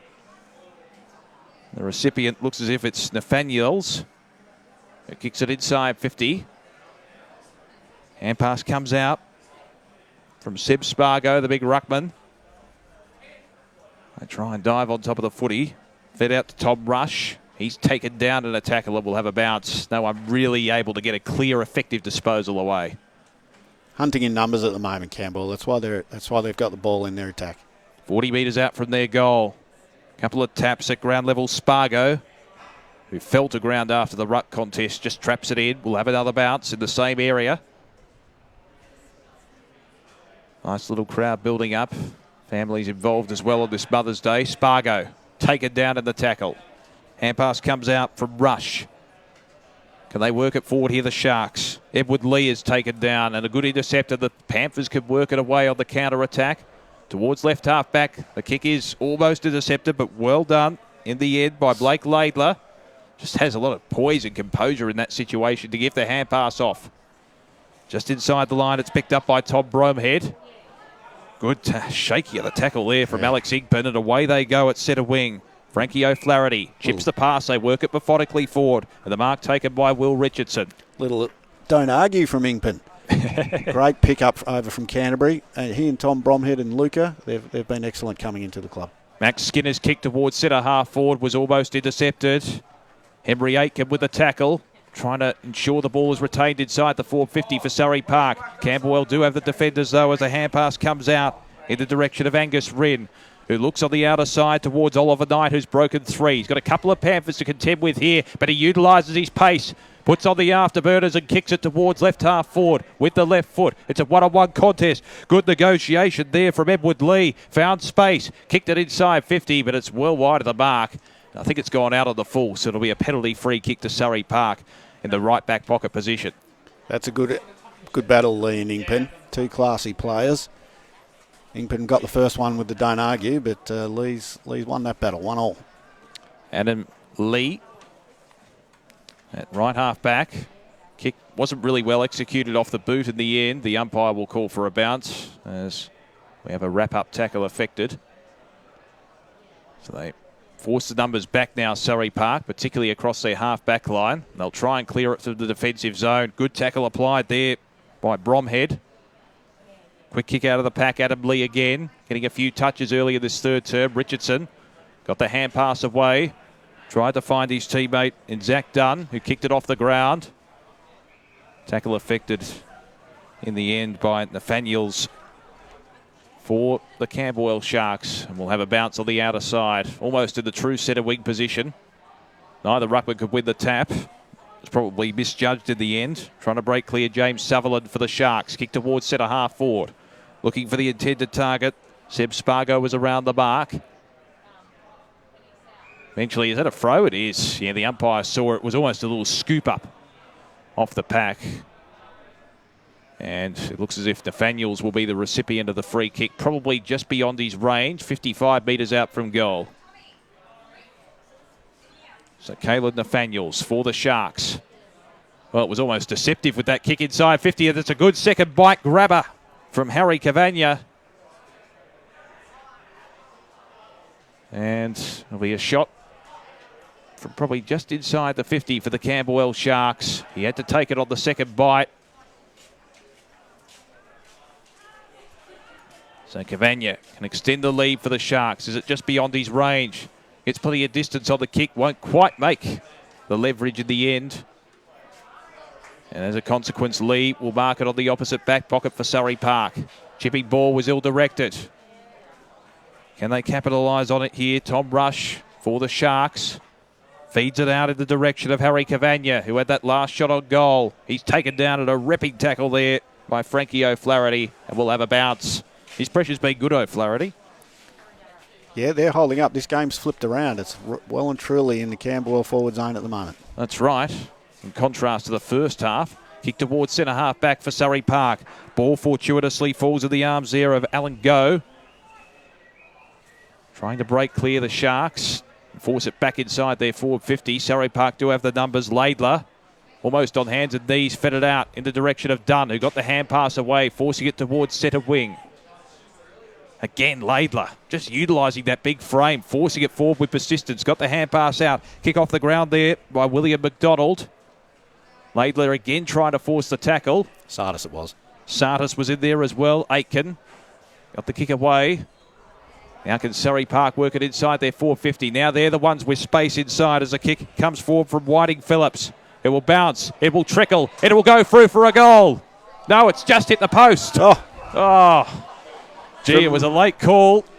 Tremendous left foot roost from Whiting Phillips. It just clipped the padding of the post on that occasion, so only one behind. So the margin back to a straight kick. 3-4-22 to 2-4-16 in favour of the Sharks. Kick towards left half back in the night direction. Did he put the hand in the back? Not according to the umpire. Trying to break away is Richardson. High ball inside the 50. Over the head of Whiting Phillips, who had that last shot on goal. He has another opportunity. Kick towards goal. It'll trundle across the face and another minor score. They're chipping away Surrey Park. 2-5-17. Trailing Camberwell 3-4-22 in this third term. Just had a message from Will's grandfather. Yes. He's loving the commentary. Oh. Enjoying a pale ale on tap. Fantastic. Good mark taken there at left half back, or right half back for the Sharks. Tom Rush. He's been one of their better players today. Kick out wide. Over the head of the intended target in Hugh Williams. Lee came over the top with the spoil. Trying to pick the ball up is Matters. For Surrey Park, the Sharks work it forward towards centre wing. Leading in the race for the ball. That's good reading of the play from Laidler, who's been excellent. Kick towards left half forward. Trying to break clear there is Satis. He's been very good. Hand pass comes out in the direction of Richardson, who hacks the kick towards centre half forward. Sharks have the numbers at ground level. Trying to break clear is Riley Myers. The diminutive player puts his head over the footy, slaps it out in the direction there of Nathaniels, who kicks it towards centre half back, looking in the night direction. Overran the footy. Now they work it through the corridor to the Sharks. Kick towards centre half forward with the fly at the back. Laidler. Angus Rim was looking for the mark, but Laidler was excellent. Feeds it out Lee for Surrey Park. Works it on the outer side. Looks as if it is Will Richardson with the mark. Spearing ball. Well done. Well negotiated to Whiting Phillips. Smears onto the left foot. Looks towards centre half forward. That's a good mark on the second bite. And holding the ball up to the crowd is William McDonald. Chips it. Probably didn't quite execute the kick as well as he would have liked. He'll get it back, Will McDonald, who gets more leverage on this punt towards the top of the square. Almost taking the mark there was Max Skinner. Couldn't quite hold it. And as a consequence, the Sharks could work it away on the counter-attack. Nathaniels kicks it high towards the centre of the ground. With the run and jump there, almost taking it, Harry Cavagna. Forced out the back. Hand pass, running over the direction there was Knight. Nathaniels just hacks it on the boot, but his kick is intercepted. It was a blind kick at the end. Mark taken by Lee for Surrey Park. Chips it into the corridor. The mark taken again by Satis. It's been a good deliverer inside 50. Does so again. No one really sharking the pack. Eventually it is picked up for Surrey Park by Bromhead, who looks out wide laterally. And the mark taken with a chip pass by Aleva. Good methodical football, but it is a crowded and congested forward line for Surrey Park. Aleva hoists it high in the hot spot. Again, just a bevy of players diving on top of it. Riley Myers got it out for the Sharks, and away they go again through Knight, who tried to bounce the football. Didn't quite come back to him in the way he would have imagined. And as a result, Whiting Phillips for Surrey Park tried to work it forward. His kick was partially smothered. Trying to pick up the loose footy there is Hugh Williams for Camberwell. Whiting Phillips gets a hand pass out towards Satis. Towards right half forward, Surrey Park go in the direction of Noah Smith. There's a little bit of open territory on that outer side. Picked up by the Nathaniels for Camberwell. He's getting a bit of the football in this third term, but again, a blind kick is intercepted, and the mark taken by Frankie O'Flaherty, who's worked his way up from defence for Surrey Park. O'Flaherty wheels onto the left foot, sends a hoisted high ball towards that area, out the back. That's it. Almost the centre half forward position now into the forward pocket for Surrey Park. Players dive on top of the footy. The Sharks do have the numbers, and again, belting the ball out of the defensive zone is Elliot Power for Camberwell. Knight weaves his way around, twisting, turning onto the left foot. Kick is high, but again blind to the mark. The intercept taken by Adam Lee for Surrey Park. It's really gone up a gear, this game. Certainly has. It's coming through the work of Sardis, Richardson and Laidler. And Will Richardson has the ball and spears it inside 50. Almost found the intended target. Falls out the back. Chance for a goal. A kick on the way from Frankie O'Flaherty, I think, has gone up forward and he's put it through. We'll try and pick up the player, but it's a goal for Surrey Park, and they now hit the front 3-5-23 to Camberwell, 3-4-22 in the third term. Yeah, they've really swung the momentum around from that first 5 minutes. Whiting Phillips has been working excellently as well, but I'm just so impressed with Tommy Sardis every week. He just busts a gut. He's amazing. He's got a big frame, isn't he? But he does take a full advantage. Yeah, look, absolutely he does, and he's worked on his fitness hard. He looks lean and mean this year compared to how he can be. So back in the centre. Margin one solitary point. Surrey Park now have the game in their favour, but it's the Sharks with the clearance. Through the aid of Seb Spargo, who sends a long raking ball forward. But again, the intercept mark working well for Surrey Park, and it's Blake Laidler affecting it. Gets the hand pass away to Lee. Looks towards the right half back position. Will Richardson dropped the mark, but did well to butter up and recover, and that was a good spot up to Whiting Phillips. And away they go through the corridor, Surrey Park. A long kick inside the 50. Almost the mark taken there by Max Skinner. Forced out the back. The umpire may well pay holding the ball. He does. You can see him poised. That's a good tackle affected. And it looks as if the recipient of the free kick will be William McDonald, and he can have a shot from 25 metres out directly in front. It's about the third time Richardson's hit Whiting Phillips, I think, in this quarter from the back half into the middle. That's what was missing earlier when the turnovers were coming, is that connection through the middle. McDonald works it from right to left and kicks the goal. Surrey Park extend their lead after coast-to-coast transition. They lead by 7 points, 4-5-29 to Camberwell, 3-4-22 halfway through the third term, and you get the sense there's a momentum shift and a bit of aggro going on inside the forward 50 as well, but Surrey Park have certainly lifted. They certainly have. Both teams, their physicality's gone right up in this third quarter. We've seen both teams actually through the first 3 weeks get stronger and stronger in their second halves, and it's no mistake, no fluke that it's happening again today. That's right. I'll tell you what, they have lifted in intensity, Surrey Park. It's interesting because Camberwell probably had more of the footy inside their forward 50 in the first 5 minutes of that quarter, but didn't capitalise on the scoreboard, which is a reverse of what happened in the first half. Exactly. So Whiting Phillips in the ruck now for Surrey Park. There's Sardis working again. Got the hand pass away, did Sardis, in the direction there of Bromhead. Swings it round his body towards the centre of the ground. Good intercept affected there for Camberwell by Will Carnell. On the left foot, hacks it forward. Can they kick a replying goal here, the Sharks? Hand pass comes out for Surrey Park by Matters. It was ill-directed. Intercepted there by Seb Spargo, the big ruckman for the Sharks. They do have the numbers around the pack. 15 minutes gone in this third term. Can the Sharks respond? Through the aid there of James Sutherland. Kicks it high into the forward pocket. And the mark taken, running with the flight of the ball by Dodonka.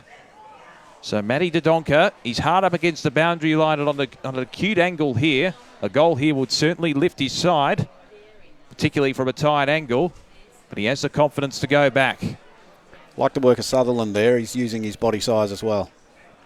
Matt Dodonka, 35 metres out, starts up right. Worked it back okay, but it stays there, and it's only a minor score. But the margin now, one even straight kick, 3-5-23 to Surrey Park, 4-5-29. This game well poised in the third term at Bulleen Park. The mark dropped there by Luca Trematis. Did well to recover, got the hand pass away to Blake Laidler. Still in a very difficult position. Now the umpire's picked out a free kick for in the back. And it looks as if it's going the way of Laidler. Touch lucky there, Surrey. Kick towards centre half back. Zach Dunn takes it on his chest. The kick is intercepted. That was well read at the end for the Sharks by Ed Whittaky. Feeds it off to the running teammate in Tom Rush. Sends a long raking ball inside the 50. Plenty of congestion there as Dodonka sees it over the line, kicking it off the ground. 40 metres out from the Sharks' goal.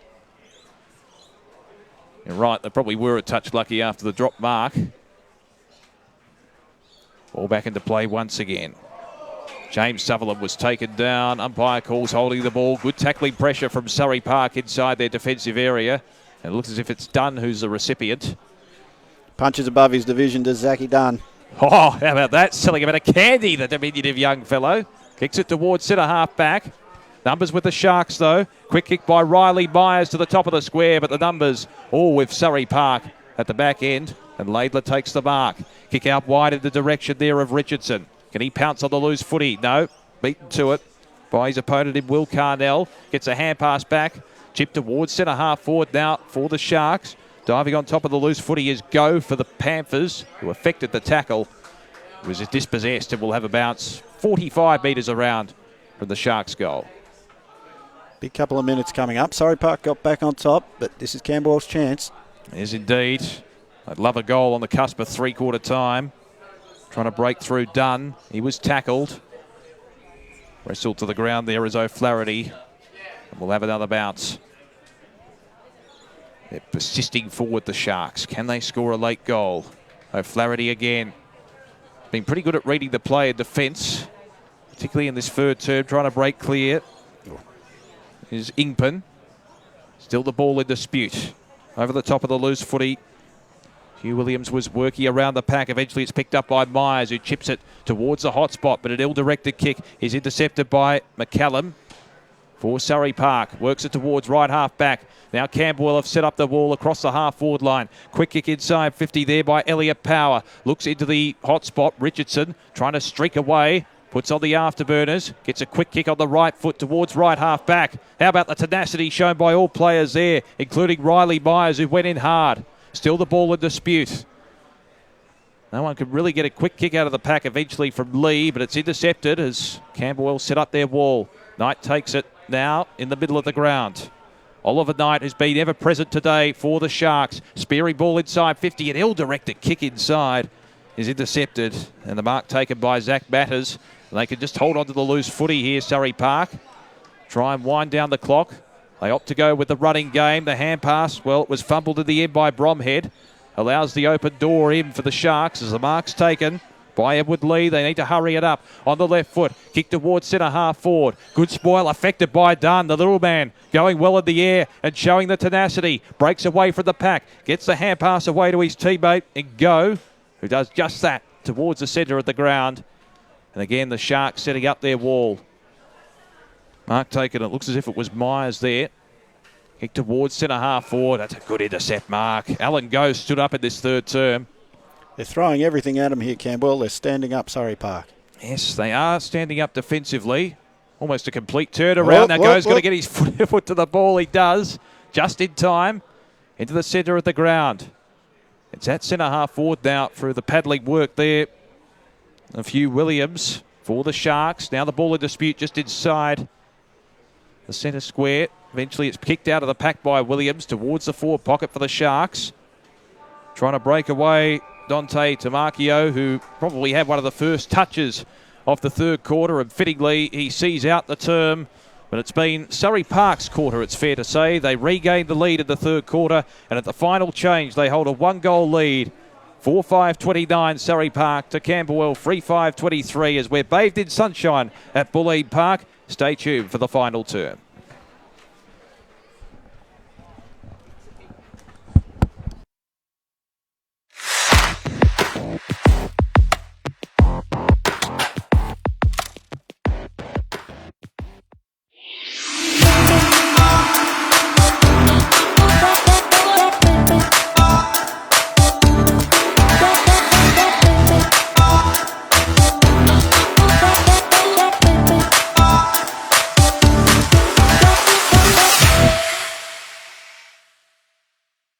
Do you want your business to grow and be recognised within community sport? Would you like to expand your business reach and branding across metropolitan Melbourne and the Mornington Peninsula? With an average reach of 50,000 people weekly across our social media accounts, an average of 100,000 monthly impressions on our digital record app, Gameface can help promote and feature your business across all of our channels. Keep in the loop with existing customers and reach out with new ones via our social media content. Here, we can place your branding on graphic design content, action photography, player interviews, even witness your branding appearing on live stream broadcasts. We can also create and curate advertisements for your business to host on your social media channels as well as ours. You can be featured in EDM newsletters, have space featured on our record app, on website, and much, much more. Our packaging tiers are affordable enough to help your business experience the Gameface touch. So get in contact with us to see how we can help you. Get your Gameface on.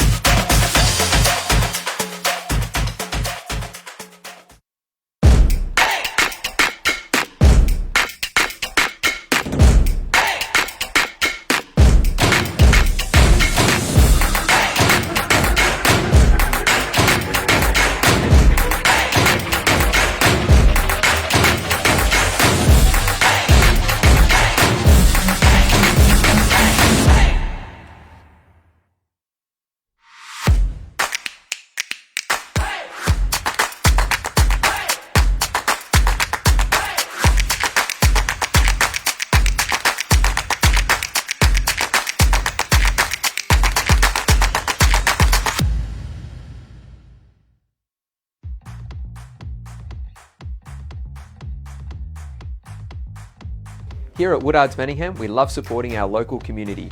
Supporting the Yarra Junior Football League, we give you, the community, the best service possible. We have created a special offer for all our YJFL families.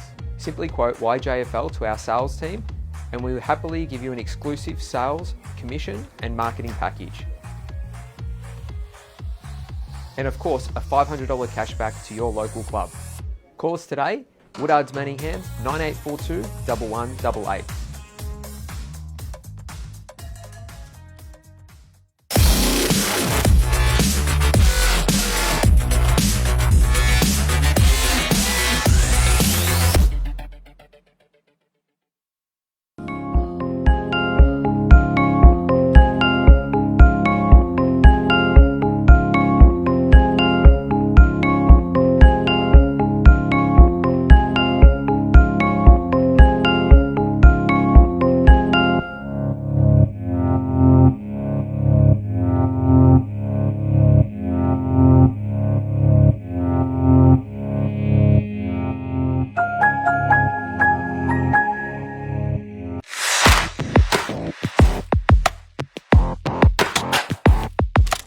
Welcome back to our live coverage of this under-15 contest in the YJFL between the Camberwell Sharks and Surrey Park. And after an interesting third term in which Surrey Park started to regain the ascendancy, they lead on the scoreboard 4-5-29 to Camberwell 3-5-23.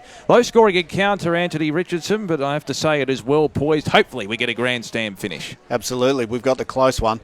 Really enjoyable quarter of footy, though. Both teams really cranked it up a gear.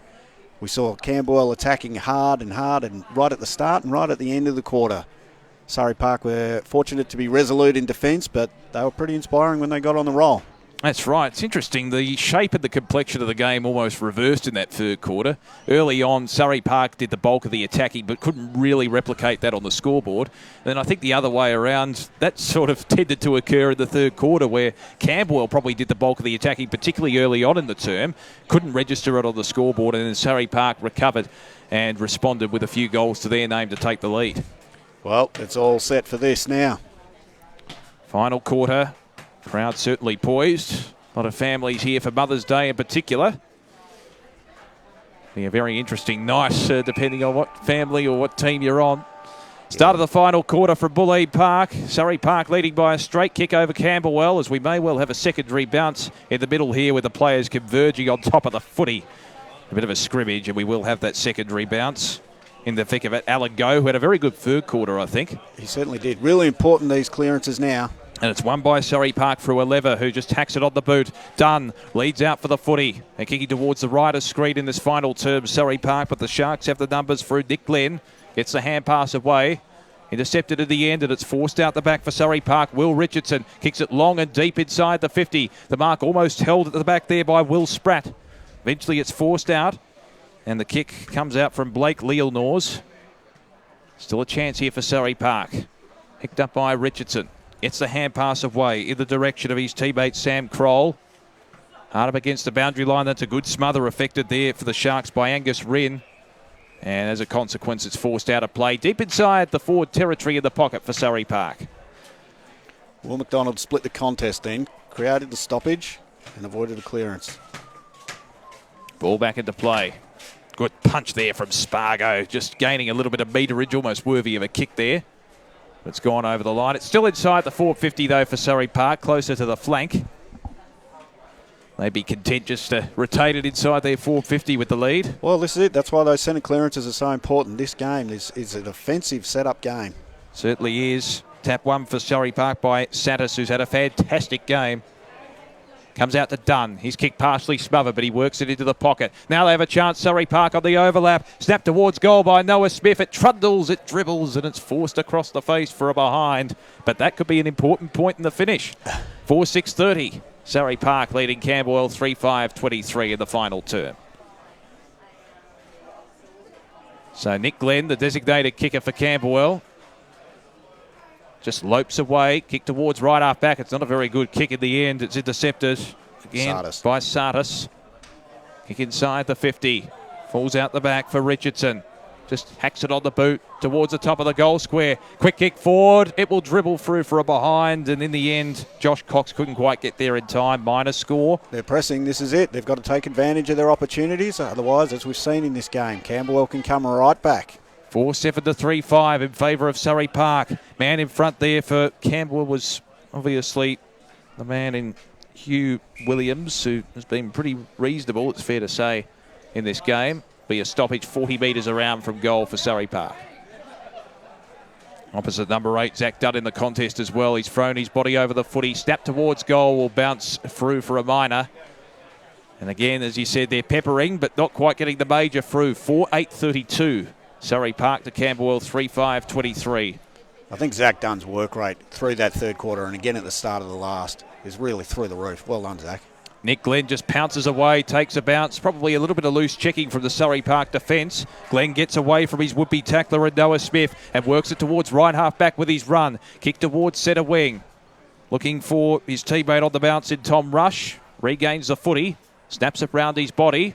Good methodical work here from the Sharks just to work it forward on the outer side. Angus Ridd was in there. They're persistent in moving it forward. Quick kick out of the pack, though, for the Sharks in the direction there of James Aleva. Swinging around the body and a good mark almost taken by Zach Dunn. Just bounced off his chest in the end. Again, dive on top of the footy. Dunn with the hand pass that comes out to his teammate Ed Laidler. Works it inside 50. Just a touch inside 50 in the end.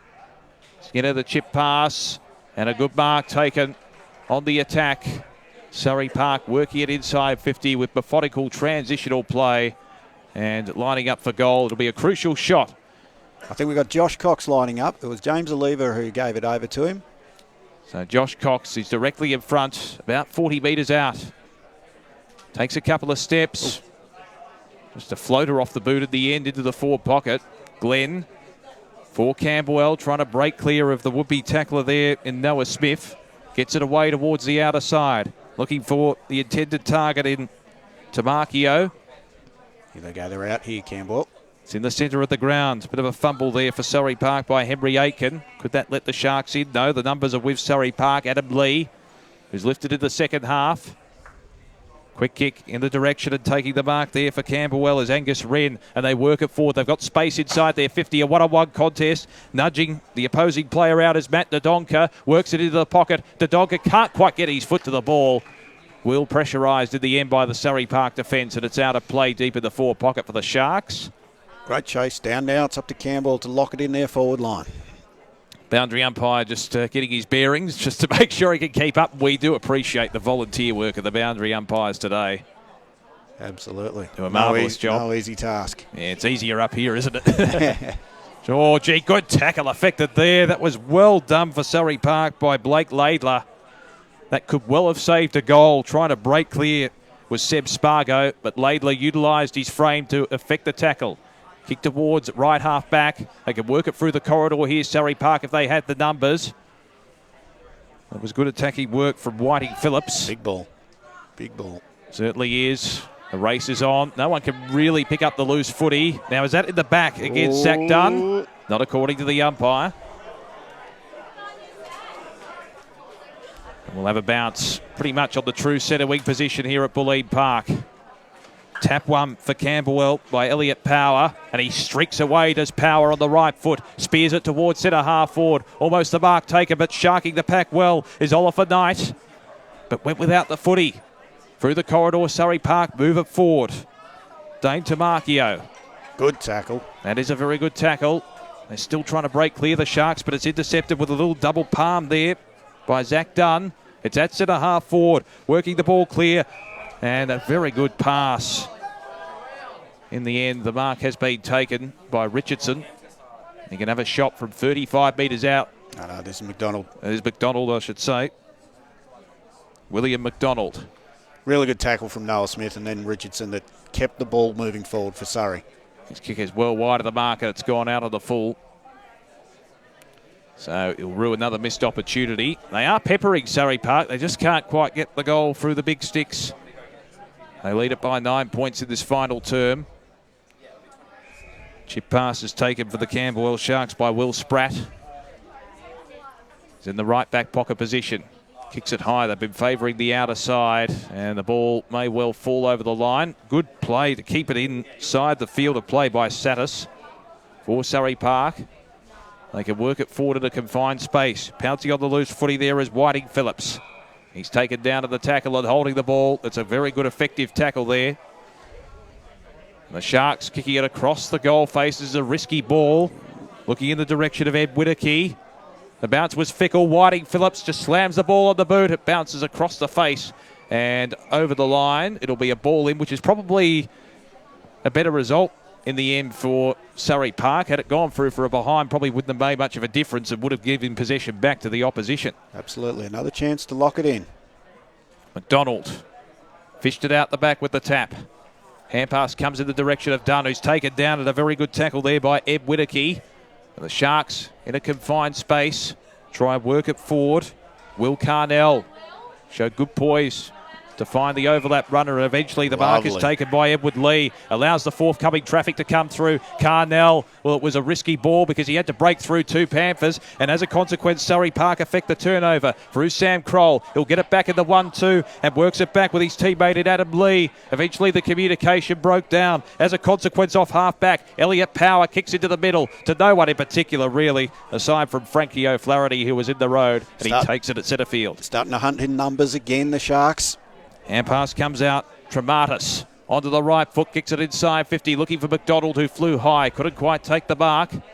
As a consequence, the Sharks work it out of defence, and that's a good spot up to find Will Carnell, who wheels onto the left foot. Carnell towards centre wing. Good play from Laidler, just barging his way through, paddling it to his advantage. He still works his way forward, but the numbers prove too much, and the Sharks work it away on the counter-attack for Hugh Williams. Looks towards left half forward, trying to break clear.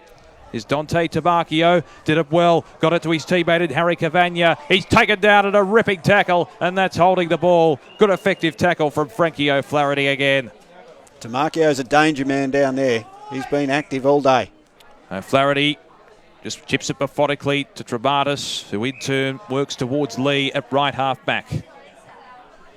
Adam Lee has found plenty of the footy in their second half. That kick was touched off the boot. As a consequence, the Sharks can work it forward, trying to burrow his way through. This is a good play from Elliott Power.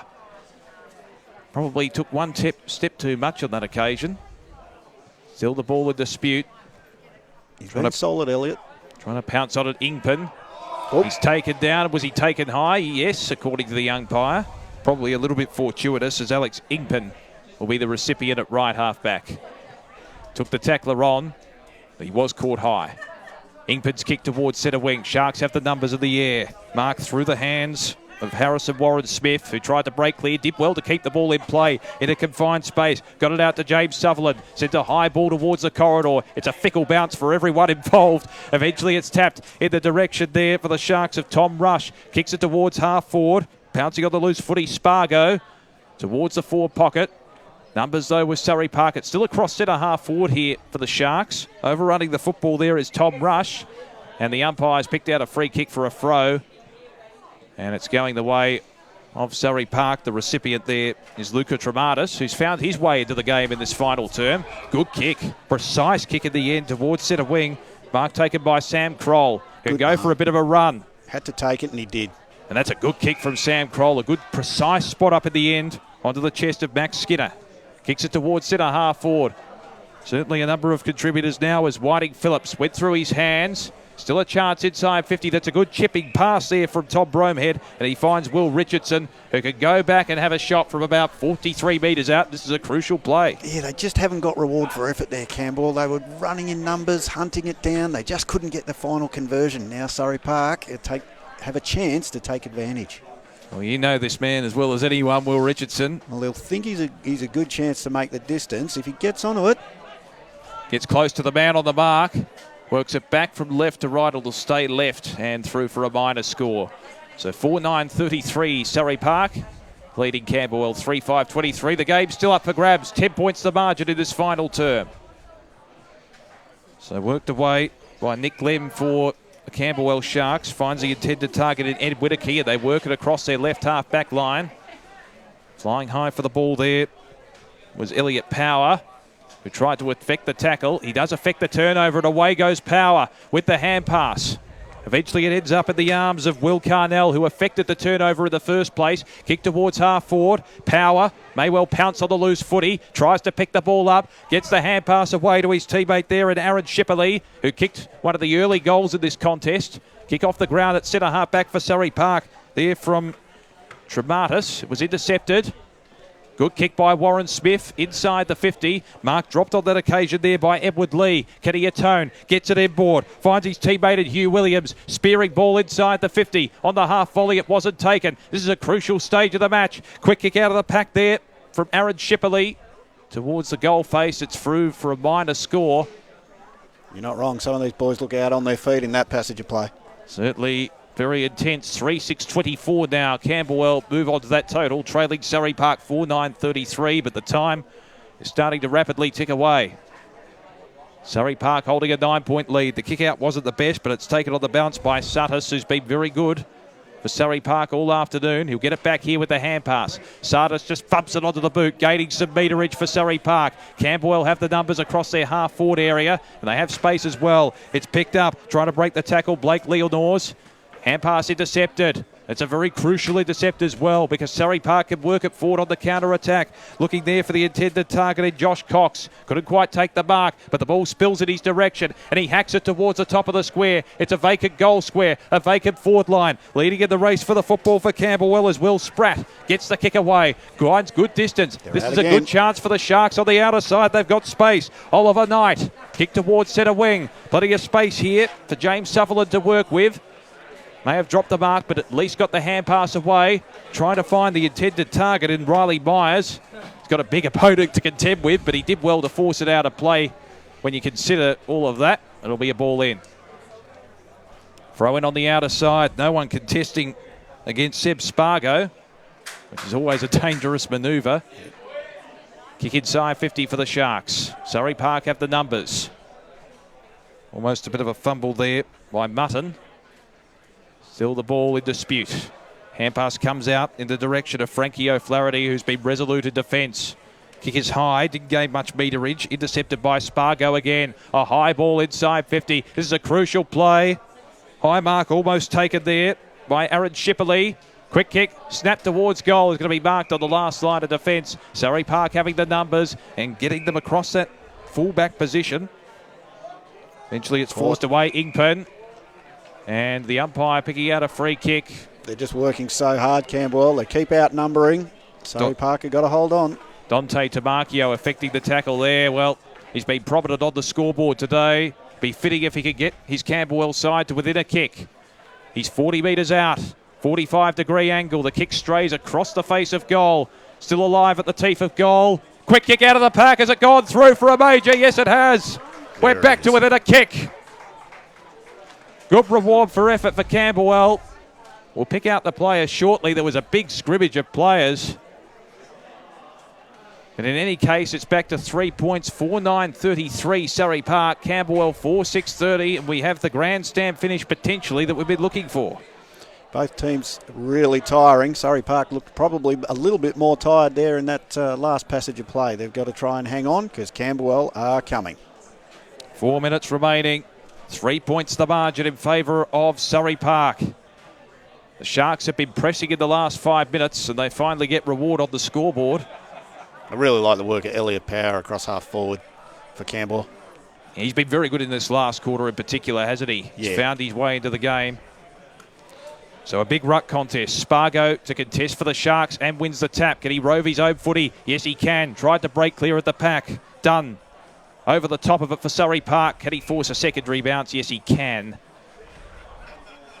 We'll have a bounce right in the middle of the ground. Spargo again winning the tap. He's been good in the ruck for the Sharks. Forced it to ground. Finds his teammate in Elliot Power, who's been excellent in this last quarter. Long ball. Can Surrey Park stand up to the pressure? Hand pass comes out to James Sutherland. Sutherland works it onto the boot. It's a vacant square and it bounces through for a goal. Sutherland puts his side in front. And all of a sudden the complexion changes in the match. Camberwell 5-6-36. Leading Surrey Park 4-9-33. 2 quick goals inside 2 minutes for Camberwell. Super team goal. They're finishing full of running. So Sutherland's pretty much just banged it onto the boot. Knew that there was a vacant, unguarded goal square and it bounced through. That's good awareness in that situation. Yeah, and lovely centre clearance as well. This is another big one now. I'll tell you what, Spargo has really lifted in the ruck, particularly in this last quarter. He is pent up. And he'll win the tap again for the Sharks. Forced it down to ground. Oliver Knight winning the clearance and finds his teammate Riley Myers on the chest. Myers just chips it inside 50. They're running the better and finishing the game the better here, Camberwell. Surrey Park defence under enormous pressure. O'Flaherty gets it out. The kick is going to be intercepted again by that man, Elliot Power, who's had a fantastic final term. Power towards centre half forward. Good intercept play from Zach Dunn. Has worked across that half-back line well today for a diminutive player. Kicks it on the ground towards centre wing. Picked up by Warren Smith onto the left foot. Works it towards left half forward. May as well rove his own footy there. It affects the intercept and cops a bit of a shove there from Blake Laidler. It's out of play. 55 metres around from goal for the Sharks. Not sure how long to go, but both teams need a hero. Just inside 2 minutes remaining. Can Surrey Park gain an attack, a foray forward, and regain the lead in time? Lee, on hands and knees, gets it out to Dunn with the hand pass. But the Sharks' numbers proving too much. The kick from Tamarchio was smothered. Surrey Park need a clearance and they need it quickly. They get it through the corridor. Will it bounce in favour there of Whiting Phillips? It does. Persists in forcing it forward. Diving on top of the footy there was Blake Leelnors for the Sharks, and the umpire calls holding the ball. Didn't gain enough effort. The cab. They certainly are. Whiting Phillips kicks it inside 50. This is the chance for Surrey Park. Quick kick on the boot from Lee. Has it got the bounce? It's got the carry. And Surrey Park regain the lead. We've got our hero for now. Adam Lee puts his side in front. And all of a sudden, Surrey Park are the jubilant side. They're 5-9-39, leading the Camberwell Sharks 5-6-36. We've got under a minute remaining in this contest. Well, it all boils down to this. We've talked about centre clearances. This is huge. Adam Lee can cast himself into his teammates' folklore, I think. He'll be certainly talking about that one for a long It was a time. long, wobbly torp. Certainly was from just inside the 50. Just tacked it onto the boot. Back in the centre. Oh. Now, is there an infringement here? No, it's not. It's going to be a ball up. 3 points to margin in favour of Surrey Park. Spargo wins the tap. Is there one last twist in the tail? Spargo winning the clearance for Camberwell. It's inside the 450.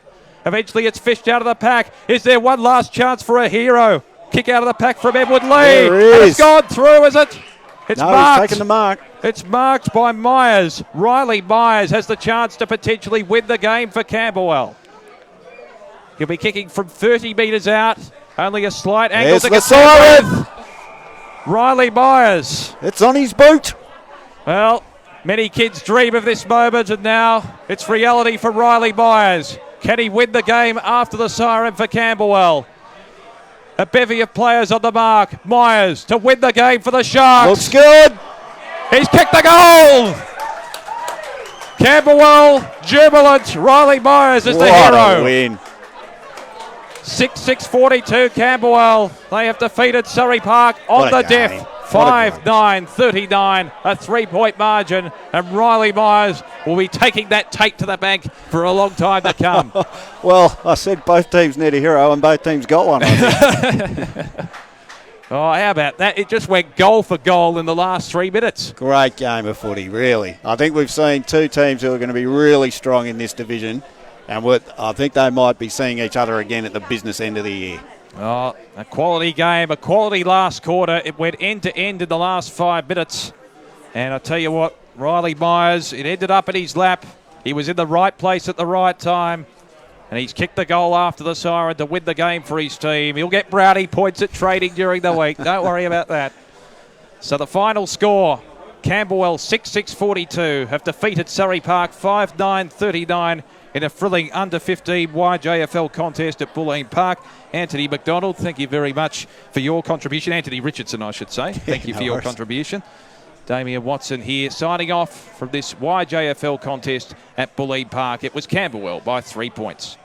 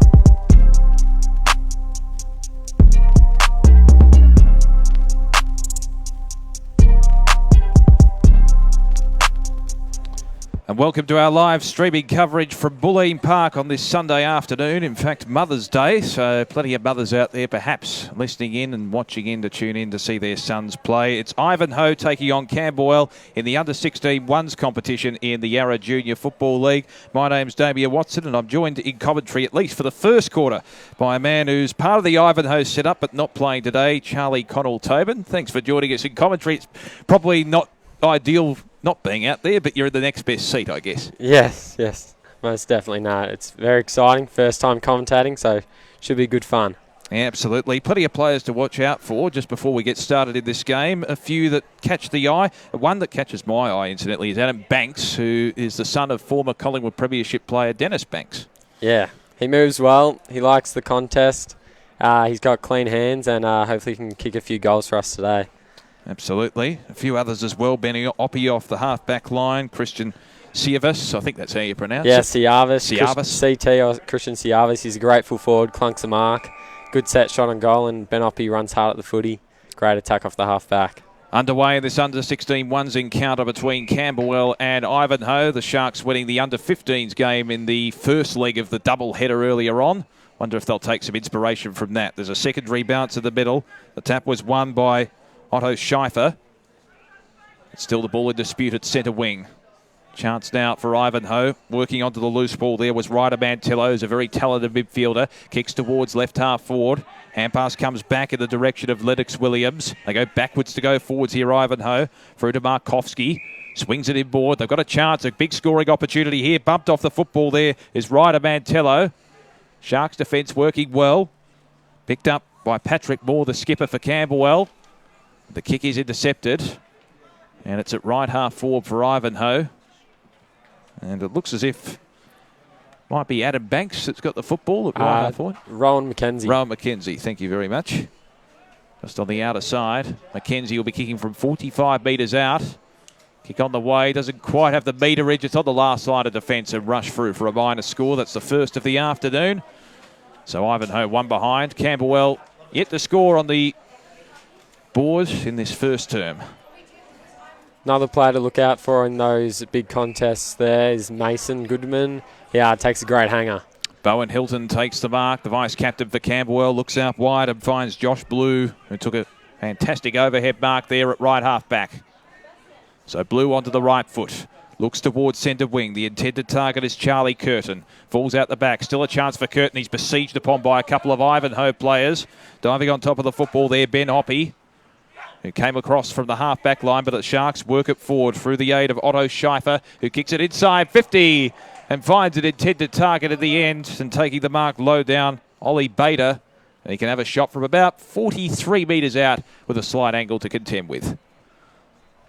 Ollie Bader, a strong runner. He's very quick, plays in the Scotch first, and very exciting player to watch. So Ollie Bader, another player combining private school commitments with playing in the YJFL. Getting the long run up. Barter shoots. Starts at left and it stays there. Just sneaks in for a minor score. So we're one behind a piece on the board in this Under-16 Ones YJFL encounter between Camberwell and Ivanhoe. Bringing it back into play for Ivanhoe. Trent McManus, who's a very good outside runner. Danger time here as the intercept is effective. McManus did well to try and relieve the tension and forces it out of play. Deep in the back pocket for Ivanhoe, but disappointed they couldn't break through the zone with a clear kick in. Ball set in motion once again. Tap one for Ivanhoe by Pickett. Still the ball at ground level. Pickett trying to effect the tackle. Falls out the back. Desperately trying to clear the ball. There's a bit of a fumble from Adam Banks of Ivanhoe. It's at right half back. Banks effecting the tackle once again. Trying to break clear. This is a first big scoring opportunity for a goal. It's across the face, but it's taken on the last line. And a good mark taken for the Sharks there by Charlie Curtin. And he'll be lining up from a very close range distance, but he's on the acutest of angles. Good play there by the Sharks, just working it forward, kicking it deep, and they managed to retain the ball inside their forward 50. So Curtin, will he go with the check side? On the right foot, does just that, curls it in brilliantly. First major on the board for the Sharks. They're 1-1-7. Ivanhoe one behind, early going in the first term at Bulleen Park. Good play there from the Sharks. Good transition just to affect the turnover, and they kept it locked inside their forward 50. Yeah, there's a great rivalry that's been produced over the last few years between these two teams. They took the premiership out a few years ago, and Ivanhoe was lucky enough to win the last season back in 2019. So it should be a good contest. Absolutely, and whenever there's rivalry, there's simmering tension as well. I mean, will these players get physical at certain points of the game? Do you anticipate that or not so much? They'll focus on the footy. They definitely might do that. Big Ari has a party. He's out there somewhere. He likes to go up the footy pretty hard. So the Sharks with the clearance once again. This time Josh Blue got the hand pass away and the kick towards right half forward. A little bit of a fumble, but good recovery from DeWarsey. Kicks it inside 50. Chance now for the Sharks. Can they kick their second in a minute? Swinging round onto the loose full. Barter kicks it into the pocket. Ivanhoe have the numbers deep inside their defensive zone. And that ball's not coming out. We'll have a bounce probably about 20 metres out from the Sharks' goal. So good attacking play early from Camberwell. Not the best of ball ups from the umpire. They might have to redo that. Effectively, the tap was won on that occasion by Pickett. So the ball in motion once again. It's deep inside the forward pocket for the Sharks. Unable to keep it in play there was Molino. We'll have a ball in once again. Congested forward line here for Camberwell. Ball back into play. Just taken out of the ruck there from Pickett, utilising his frame, and he affects the tackle as well. He's a big boy, isn't he, Pickett? Yeah, he likes the contest, Pickett. He's come up this year into the ones, and he's certainly keeping his spot. Tap won by the opposing ruckman on that occasion. We'll get the number 24 in a moment for the Camberwell side, but in the end, it's a goal kicked. It'll be the second. No, it's touched off the boot, according to the umpire. The celebration was up. There was confusion all around, and it's only a minor score. So Camberwell move on to 1-2-8. They lead Ivanhoe one behind. Early going in this contest at Bulleen Park. Bathed in sunshine at the moment. So it's Trent McManus to bring the ball back into play. This time his kicking is a little more efficient than the first occasion. Finds Banks at right half back. Looks inboard with the kick. And McManus kept running. At centre half back, they work it through the corridor methodically. Lennox Williams takes the mark in the middle. Looks out wide. Spearing ball is very effective. And they can work it forward on the counter-attack. Ivanhoe kick towards centre half forward. Loose checking. And the mark taken by Banks. Adam Banks ran up forward. Chipped the pass inside 50. Kick went over the head of the intended target. A clearing kick to no avail really. It'll come back because Siavis will take it on the bounce. But he was wrapped up in a very, very good tackle. And that forced the turnover in the Sharks' favour, holding the ball. Kick laterally, looking for the intended target in Josh Blue, who took the mark. Had a couple of Ivanhoe players bearing down on him, so it was good composure. Kick out wide. Sharks working across the broadcast wing towards right half forward. One-on-one contest. Trying to break clear of the pack there. We'll have the 24 in just a moment. We don't have it on our team list. But incidentally, the tackle was affected there on Sam Chapman. And we'll have a bounce 60 out from the Sharks' goal. Tap one for Camberwell by Schiffer. It's forced to ground level. Burrowing in for the football there for Ivanhoe. Hamish Chapman is bumped off the play. But Ivanhoe do have the numbers at a confined space. The spearing ball is effective. Mark taken by Banks at true centre wing. Banks wheels onto the right foot, kicks into the man on the mark. As a consequence, it's turned over. Schiffer on his right foot, spears it around towards centre half forward. But the intercept mark taken for the Ivanhoe side by Ben Oppie. Looks out wide. Siavis again, overrunning the football. Can he regain it? He can. Just hacks it on the right foot in the tackle. It was good improvisation. Markovski evades a couple of would-be tacklers. Gives a hand pass away. In the end, Ganea kicks it inside 50, but the intercept is affected. Camberwell can retreat off their half-back line. High ball looking there for Bowen Hilton, the vice-captain. It's intercepted, though, for Ivanhoe by Mantello around the body. He's a very good player, and that's a very good spot up in the end, whether it was fortuitous or not. He found the target, and the chip pass, loose checking inside 50. Mark taken by McKenzie, who could just stroll in and kick the easiest of goals. There's a response for Ivanhoe. They're 1-1-7, trailing Camberwell 1-2-8, and that was all too easy in the end, inside 50 for Ivanhoe. Yeah, fantastic mark from Ben Oppie down at half-back. He's loving his head, channeling that Dermot Brereton. But yeah, he's doing well. It's been a good game so far. Skill level's pretty high. Certainly is. They transitioned the ball well, and again, Ivanhoe locking it inside their 450 this time. Affected the turnover as the Sharks tried to clear it out. It was loose checking at the end. McKenzie did very well to find space, though. Yeah. Here comes Ari as a party, the big brute. He's a gentle giant off the field. But different white line fever? He's got white line fever. White line fever. All part of the play, but he'll definitely be hitting the boys hard today. He's a big man, isn't he? Ari has a party. He'll contest in the ruck. He's a little slow to the contest on that occasion. Sharks could still win the clearance, however, as the hand pass comes out of the pack there from Senior. They work it towards centre wing. Good mark on the chest by Charlie Hume. Albie Hewitt, a silky player there. Another carry boy. Hume towards right half forward. Good mark in the air. It's taken. Again, we'll get that number 24 shortly. The kick inside the 50 to the hot spot. It's a good spot up target. And Obi Chambers takes the mark. He'll line up from directly in front, 25 metres out. So good response from the Sharks after an easy goal kicked at the other end. They won the clearance. Found a path through to find a focal point up forward. Yeah, it's been a pretty clean game so far. Good to watch. Yeah, skill level has been fantastic. I love the kicking efficiency. It's been great, actually. So it's Obi Chambers to respond for Camberwell. Kick on the way, only a minor score according to the goal umpire, who's got the old style technique. Loves waving the flags, you can tell. 139 Ivanhoe. Or 117 Ivanhoe trailing Camberwell 139 on the scoreboard in this first quarter at Bulleen Park. I wonder if their vice captain Bowen Hilden's getting a bit of justice from his dad coaching.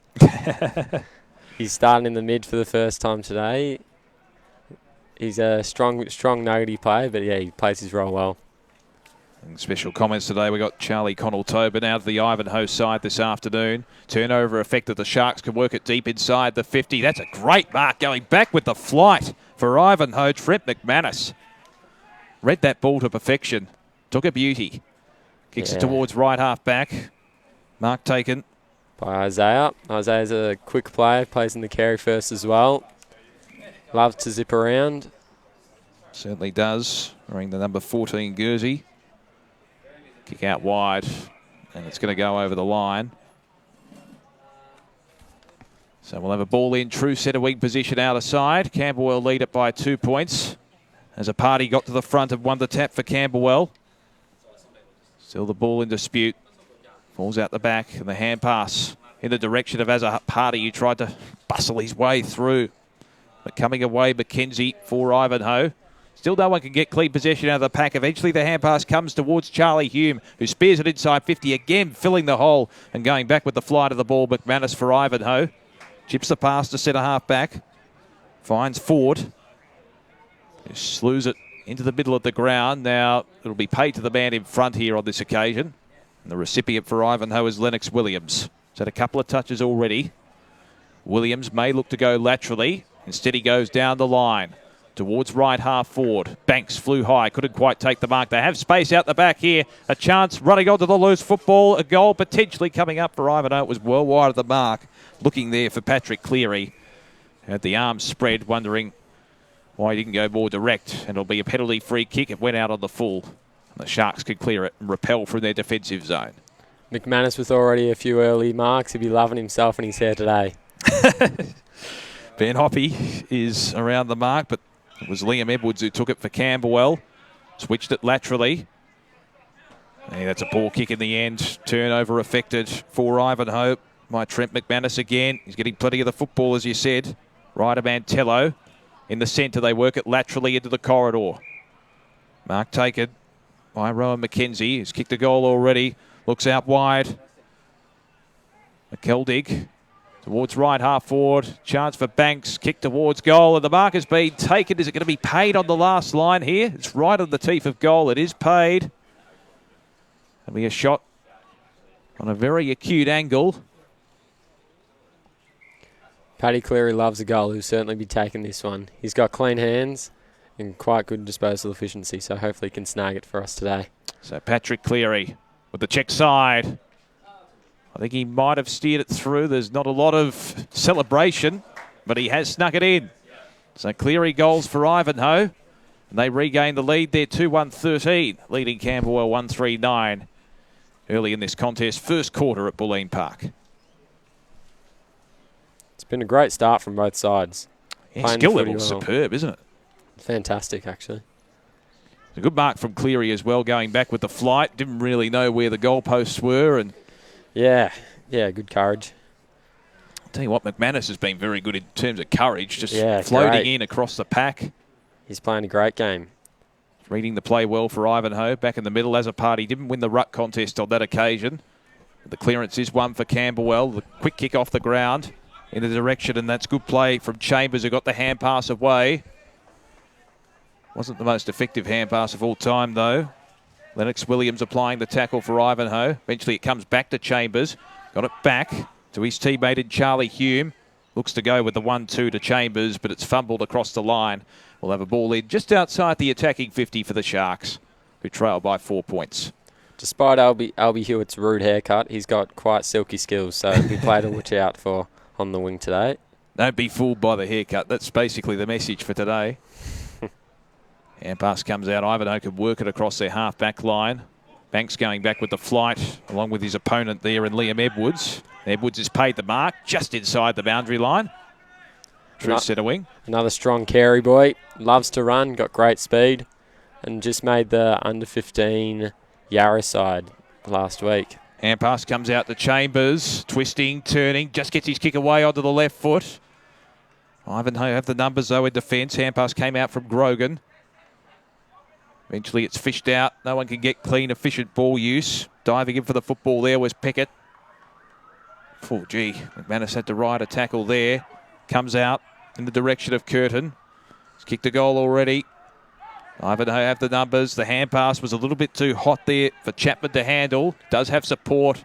That's good evasive play across their half-back line. Kick to a one-on-one contest. This will be interesting. Mancini left it behind. Chance now for the Sharks through Matt Mays. Swings round. A direct kick towards centre-half forward. It's a one-on-one contest. Dropped it on the end of it. Molino.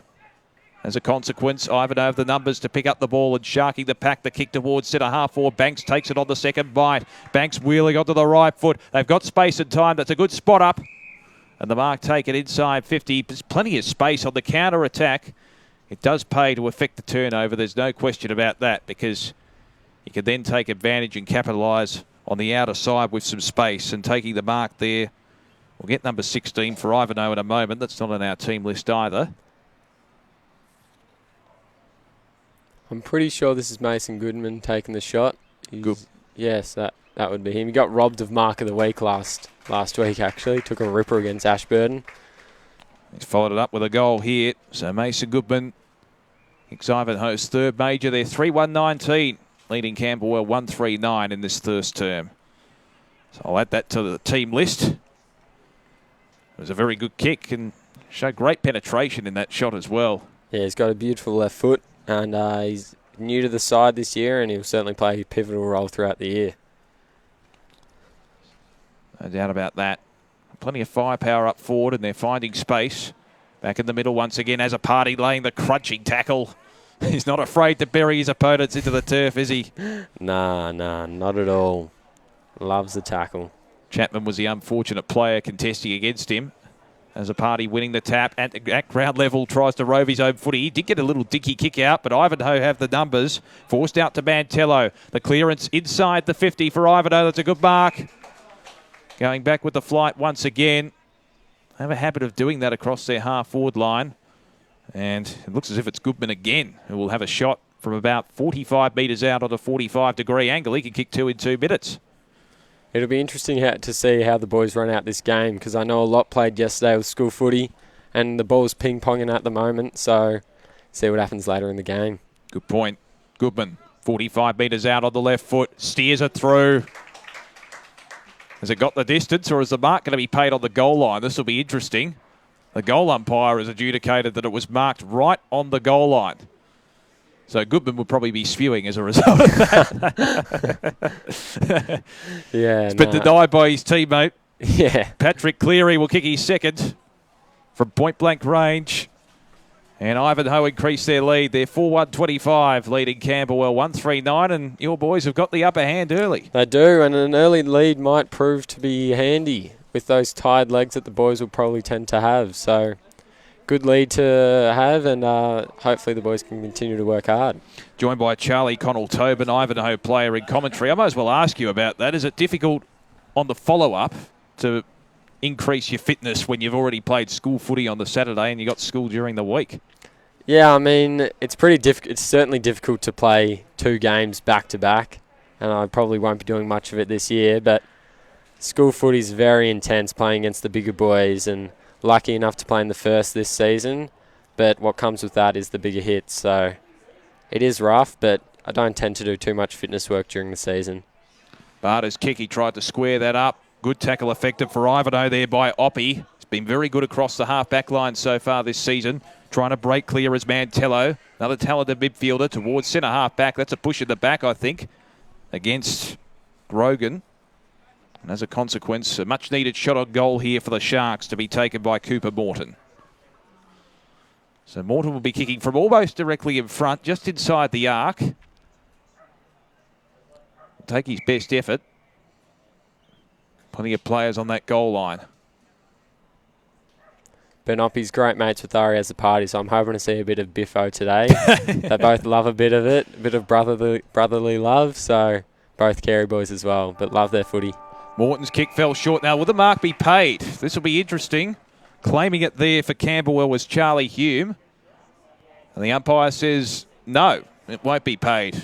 The siren just sounded before he took the mark. So at quarter time, a very fruitful start for Ivanhoe, 4-1-25. They lead Camberwell 1-3-9 at the first change. Might let you go, Charlie Connell-Tobin, but really appreciate your insight. Thanks for having me. It's been great fun. And it was good to be part of it, so thank you. No worries, and best of luck with your schoolwork and with your footy and everything and juggling everything. Yeah, thank you. No Cheers. worries at all. Charlie Connell-Tobin joining us in commentary. We'll take a break. It's quarter time here at Bulleen Park in this under-16 ones YJFL encounter. That's Ivanhoe 4-1-25 leading Camberwell 1-3-9. Cheers, mate.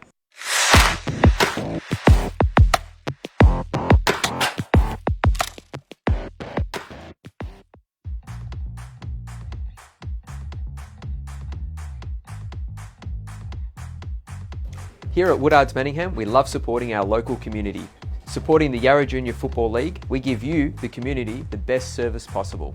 We have created a special offer for all our YJFL families. Simply quote YJFL to our property management team and we'll happily give you the first 3 months of your property managed for free. That's right, no management fees for 3 months on your investment property. Call us today, Woodards Manningham, 9842 1188.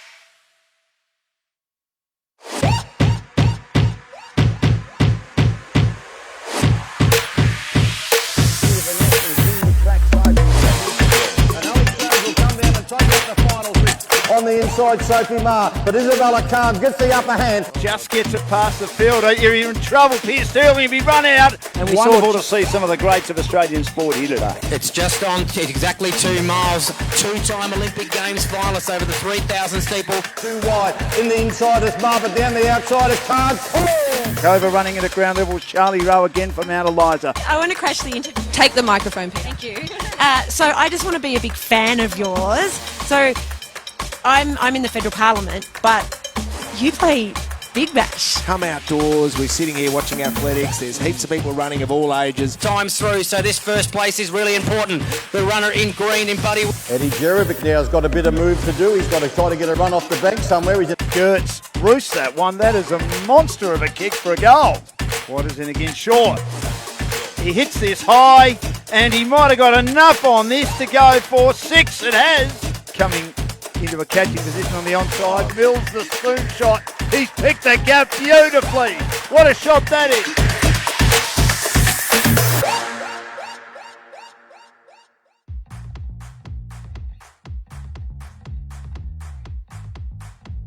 Here at Woodards Manningham, we love supporting our local community.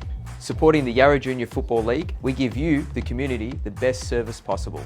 We have created a special offer for all our YJFL families. Simply quote YJFL to our sales team and we will happily give you an exclusive sales, commission and marketing package. And of course, a $500 cashback to your local club. Call us today, Woodards Manningham, 9842 1188.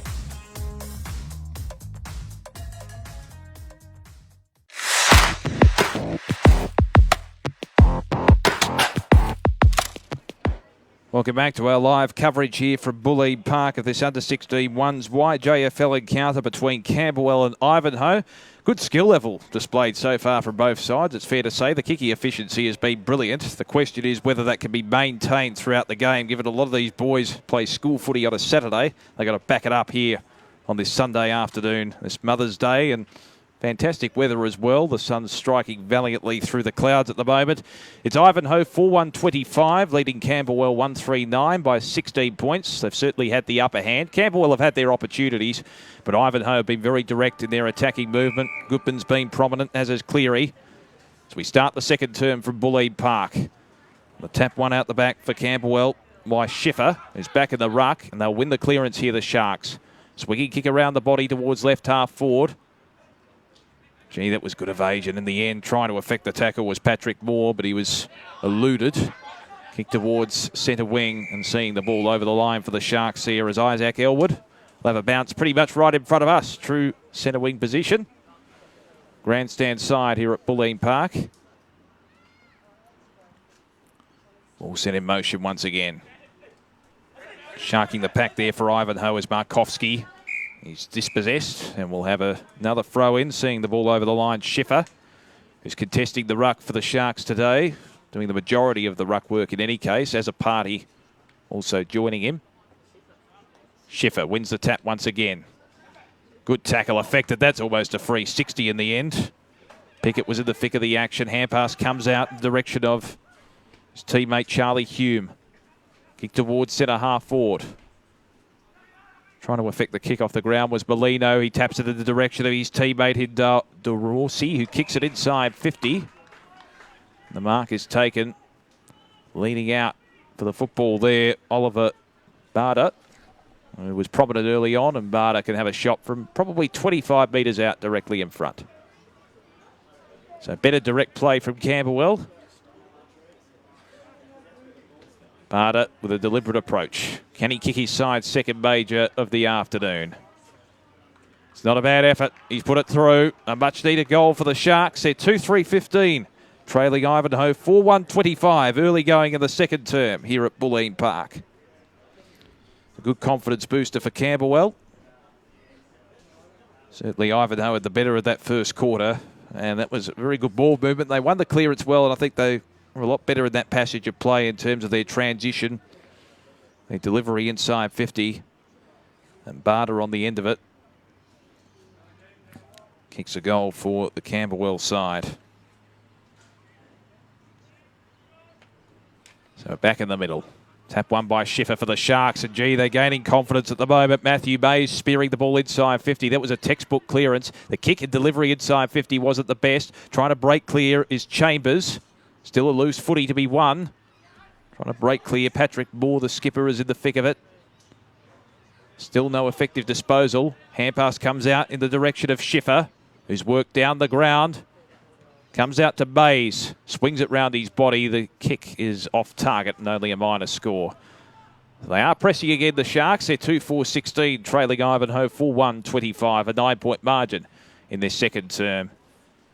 The designated kicker, Trent McManus, will bring the ball back in. He was very efficient in the defensive zone for Ivanhoe in that first quarter, filling the hole, taking a couple of intercept marks. McManus to bring the ball back into play. On the right foot, High ball towards right half back. Big fly at the back there came from Chambers, who again gets the kick away. That was through Hume. Still Ivanhoe with the numbers. They try and charge out of defence with the linkage, but it breaks down. Trying to break clear is DeRossi. Swings it round his body. It's a tumbling ball towards full forward. Leading in the race is Morton. Still Cooper Morton. On the outside of the boot, tries to dribble it towards goal. It's rushed through for a minor score. They are peppering, aren't they, Camberwell? 2-5-17. Trailing Ivanhoe 4-1-25. It's an 8-point ball game. Things starting to tighten up a little bit. But inaccuracy has probably been the main Achilles heel for Camberwell so far. They have done the bulk of the attacking in terms of inside 50 entries in this term. Don't think it's been inside Ivanhoe's 50 in this quarter so far. So McManus to bring the ball back into play once again for Ivanhoe. Takes a bounce and off he goes. Spearing ball towards left half back through the hands of Banks. They do have the numbers as they work it methodically towards the centre. Now behind there was Mantello. He won't be paid the mark. It goes to the man in front. And DeRossi, it kicks it inside 50. It was not the best kick off the boot. Was ill-directed. And intercepting there for Ivanhoe was a good mark taken there by McKenzie. Kick out wide, looking in the direction there of his teammate in Mancini. Falls out the back. Camberwell again with the numbers. Kick towards right half forward. They work it through a chain of hand passes, but it's intercepted. In the end, Elwood was in the thick of it. Ivanhoe work it forward. Banks on the left foot. Just screws it round his body. Trying to break clear there is Grogan. Grogan spearing it forward. Quick tap forward by Isaiah. Camberwell across their half-back line. Probably forced to defend for the first time in this quarter. Now they're a chance, Ivanhoe. Goodman, who's kicked a couple already. Feeds it inside 50. The hand pass comes back in the direction there of Mantello. Towards the teeth of goal. He was looking there for Goodman, who ran on. It's forced through for a minor score. Ivanhoe on the board for the first time this quarter. 4-2-26. Leading Camberwell 2-5-17. A 9-point ball game. So Isaac Elwood to bring the ball back into play for the Sharks. Got a couple of options out wide. Elects to chip it short. Finds Hume. Is it right half back? Charlie Hume on the right foot. Kicks it out wide. Good lead and a good mark on the third bite there from Josh Blue. Been clean kicking efficiency so far. Blue pumps it high towards centre wing. Oh, big fly at the back. Only just got a touch on it. Otherwise, it would have been a free kick for in the back. And it'll be a ball up. True centre wing position out aside. It's Ivanhoe by 9 points in this second quarter. Now, a free kick's going to be picked out of the pack here following the ruck contest. It's going the way of Ivanhoe, but advantage won't be paid because the kick has got to be taken over the mark. A couple of options presenting in the middle, including Ryder Mantello. Still trying to force a lead. Kick out wide. Towards left half forward in the direction there of Markovski. Couldn't quite pounce on the loose ball in time as he tried to keep it in, but to no avail. It's over the line, 60 metres around from the Ivanhoe goal. They lead it by 9 points. Campbell have done the bulk of the attacking so far in this quarter, though. Just haven't got full purchase of it on the scoreboard. Contesting in the ruck there, Siavis. Went inside 50 for Ivanhoe, but it's all Camberwell on the counter-attack, filling the space. They can work it through the corridor as the mark is taken for the Sharks by Patrick Moore. The skipper delivers it towards centre half forward. Falls out the back. Here's a big chance. Onto the right foot goes Otto Schiffer, who snaps it round the body. It's gone across the face. And it bounces over the line. In fact, the umpire has called a behind, so it might have been just on the inside of the point post. And a minor score registered. So Camberwell, 2-6-18, been pretty inaccurate so far, 4-2-26, Ivanhoe. They chip it back into play. Mark taken by Chera in the left back pocket. Chera onto the left foot, just pumps it towards centre wing. Caught behind there was Mancini. Forced it to ground. He's pushed off the footy as Williams, I think, on that occasion, and Lennox Williams will receive the free kick at left half back. Looks inboard with the kick. Finds the intended target. Mantello's been prominent in this game. Finding space, creating opportunities. Mantello into the middle. It's a poor kick over the head of the intended target. Elwood affects the intercept. Spears it inside 50. Ivanhoe have the numbers, but it's all the Sharks out the back as the dribbling ball is sent forward. And it's gone through for a major. Xavier Molino has scored. And Camberwell get that goal back. And all of a sudden the margin is reduced to 2 points. They're 3-6-24, trailing Ivanhoe 4-2-26 in the second term. As Molino boots his first on the board for this afternoon's proceedings.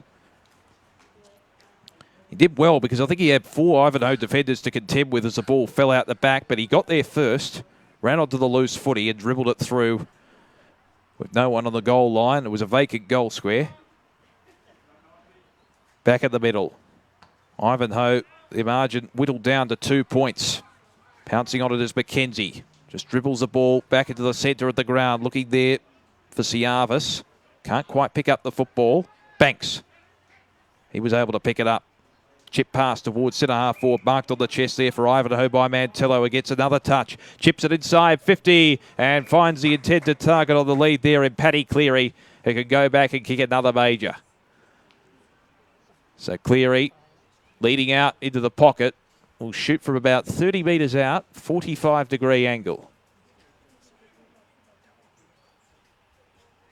Deliberate approach on the right foot, steers it. Is it through for a major? Yes, it is. There's the settler for Ivanhoe, 5-2-32, leading Camberwell 3-6-24. And that's the best way to respond. I think that's Cleary's second. And he's been a prominent figure in that forward line. Certainly in the deepish area. Let out well into the space and took the mark. So an 8-point margin in favour of Ivanhoe in this second quarter.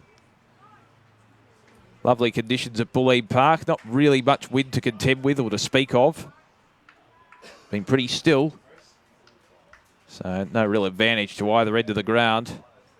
Back in the middle. Tap one for Ivanhoe there by Chapman, who's back in the ruck, but it's the Sharks with the clearance towards their half-forward line. Good hand pass at the end in the direction there of Matt Mays. It's been good across the half-forward line. Kick to the top of the square. Good spoil affected there for Ivanhoe by McManus again. It's been good with the intercept marks and good with the spoils today. Forces a boundary throw in. Still deep inside the 450 for the Sharks in their pocket. See a number of spectators walking their dogs along the boundary line. Quintessentially local footy, isn't it? Trying to take the ball out of the ruck and bustling through Pickett. Did get the hand pass away. Quick kick high towards the centre of the ground. It's a 2-on-1 contest in favour of the Sharks, but Banks roams his way through. Gets the hand pass away to his teammate McKenzie. Wheels around at right half back. High ball towards centre wing. It's a 2-on-1 contest. McKellig was the meat in the sandwich. He's got support through Isaiah. That's a good lateral kick. Good composure in the end. 2-on-1 contest, though. It wasn't taken, or was taken on the half volley, but affecting the tackle there for Camberwell was Josh Blue to make sure the ball wasn't going anywhere. Ball up between half forward and centre wing for Ivanhoe. Tap one at the back by Curtin for the Sharks. Has support through Elwood. Gets a hand pass back through Hewitt and now Blue.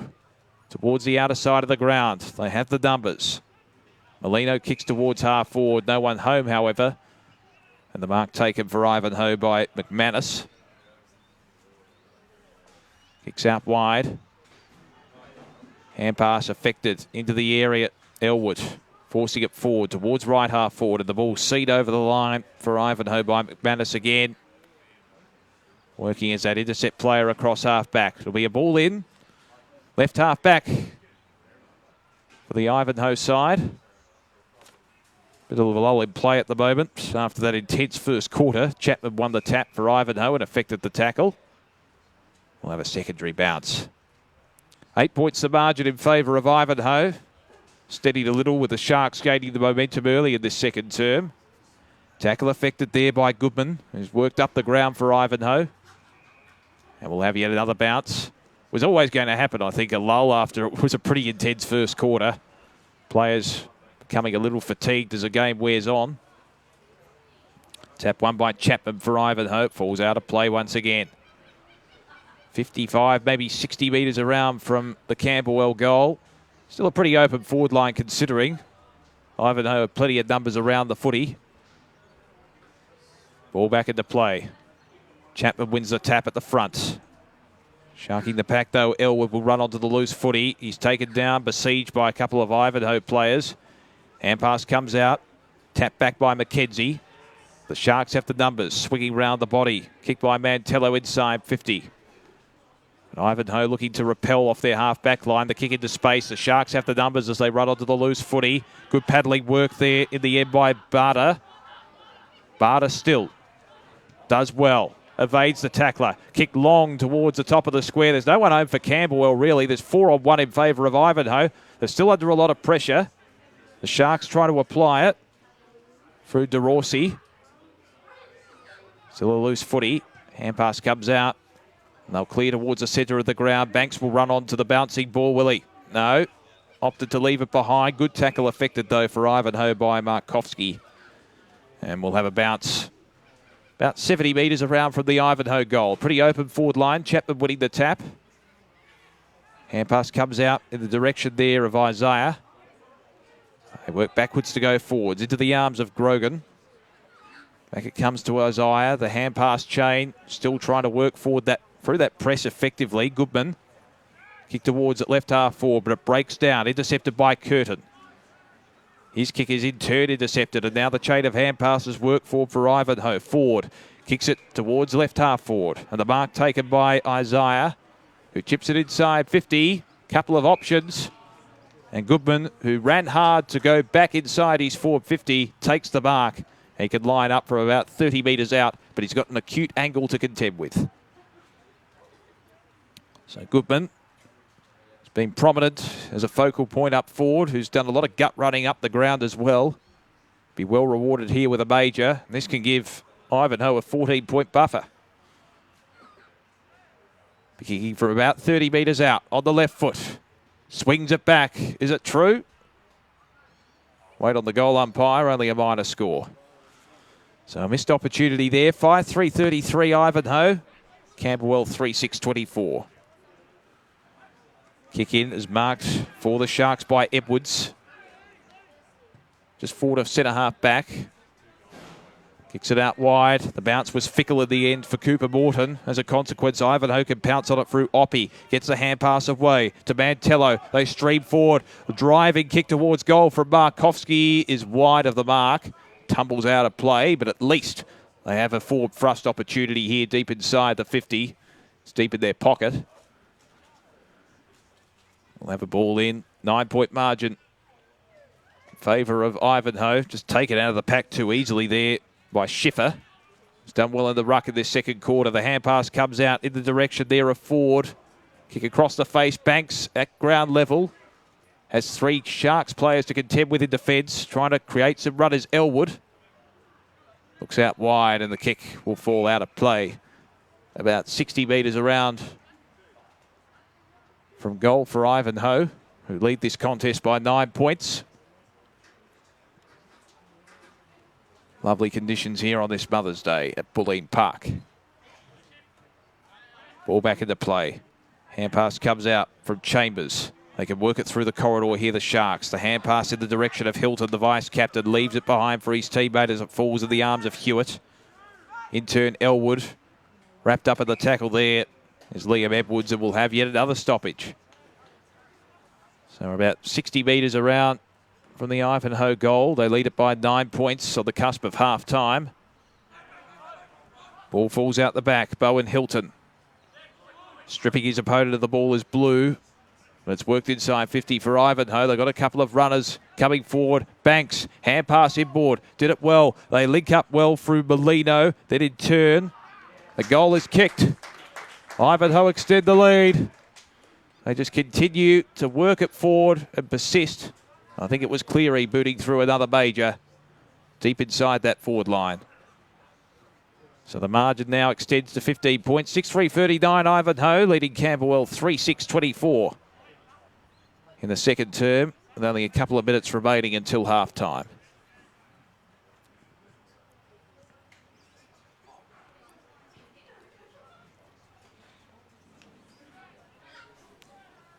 Good persistence here from Ivanhoe, just working the ball forward. They're rewarded with a major, so despite a little bit of an onslaught early in the term from Camberwell, Ivanhoe fighting back, maintaining their buffer. Back in the middle. Tap one for the Sharks. Good elevation there from Schiffer. And they win the clearance towards half forward.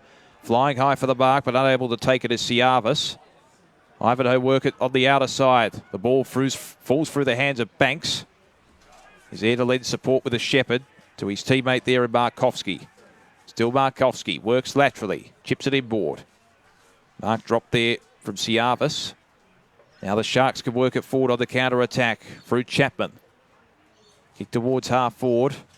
Good play there by Oppie. Just led his opponent to the ball. Chips it short. And the mark taken by Banks on the outer side. Son of 1990 Collingwood Premiership player Dennis Banks. It's in the arms of Adam. Chips it short. Good intercept mark though. Taken for the Sharks by Matty Mays. Works it laterally. It was a risky ball, but it came off. Elwood takes the mark.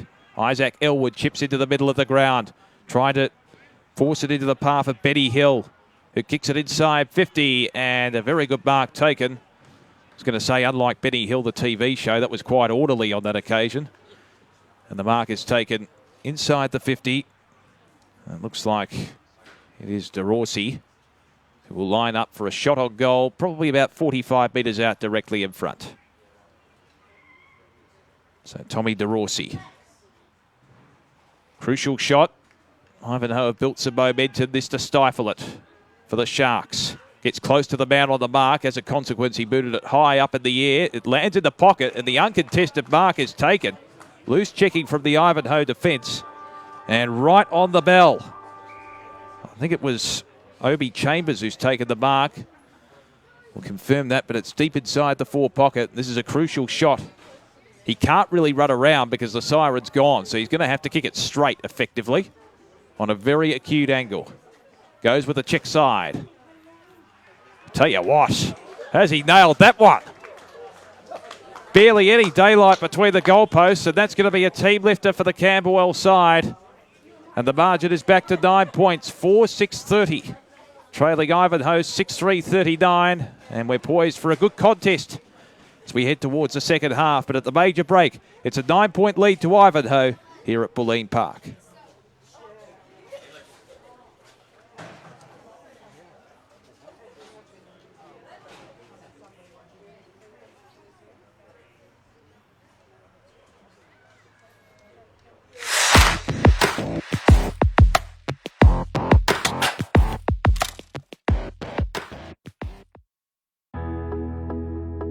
As the real estate industry is ever-changing, our priority as a business is to create unity within our office and into our clients' homes. With regular training sessions, a solid support network, and plenty of in-house experience, we are proud of the difference we are making. Refining our team's skill set has led to significant growth over the last year. Our senior property management team bring passion, professionalism and knowledge into their individual roles, ensuring a high level of satisfaction with all clients.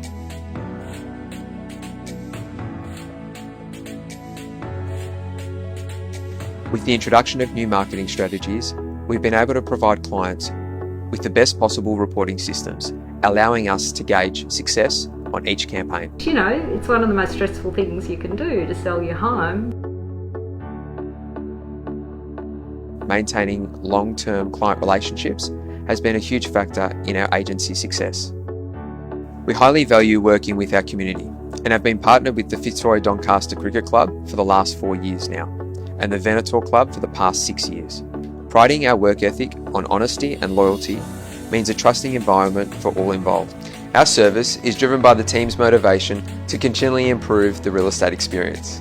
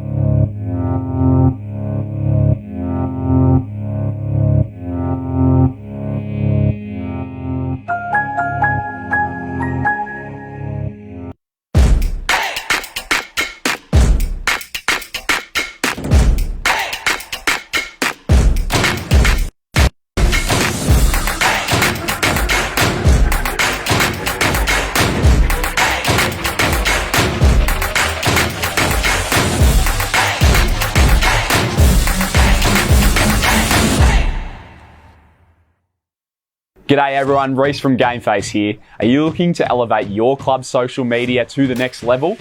GameFace are here to help. We can help your club reach its supporters and sponsors easily with the use of engaging and visually appealing content. Action photography to capture your players at their best in the action. Player profiles to highlight your players with fun facts and potentially stats sold separately. Entertaining player interviews during both media days and on game days. Visually appealing social media videos for your sponsors, plus other graphic design tailored to meet your personal club needs. You can give your sponsors a massive thank you for supporting your club with logo placement upon all social media content that GameFace will generate for you. Our packages for social media content are affordable enough for every club to experience the GameFace touch. To take advantage of the packages, get in touch with us now. And don't forget to get your GameFace on.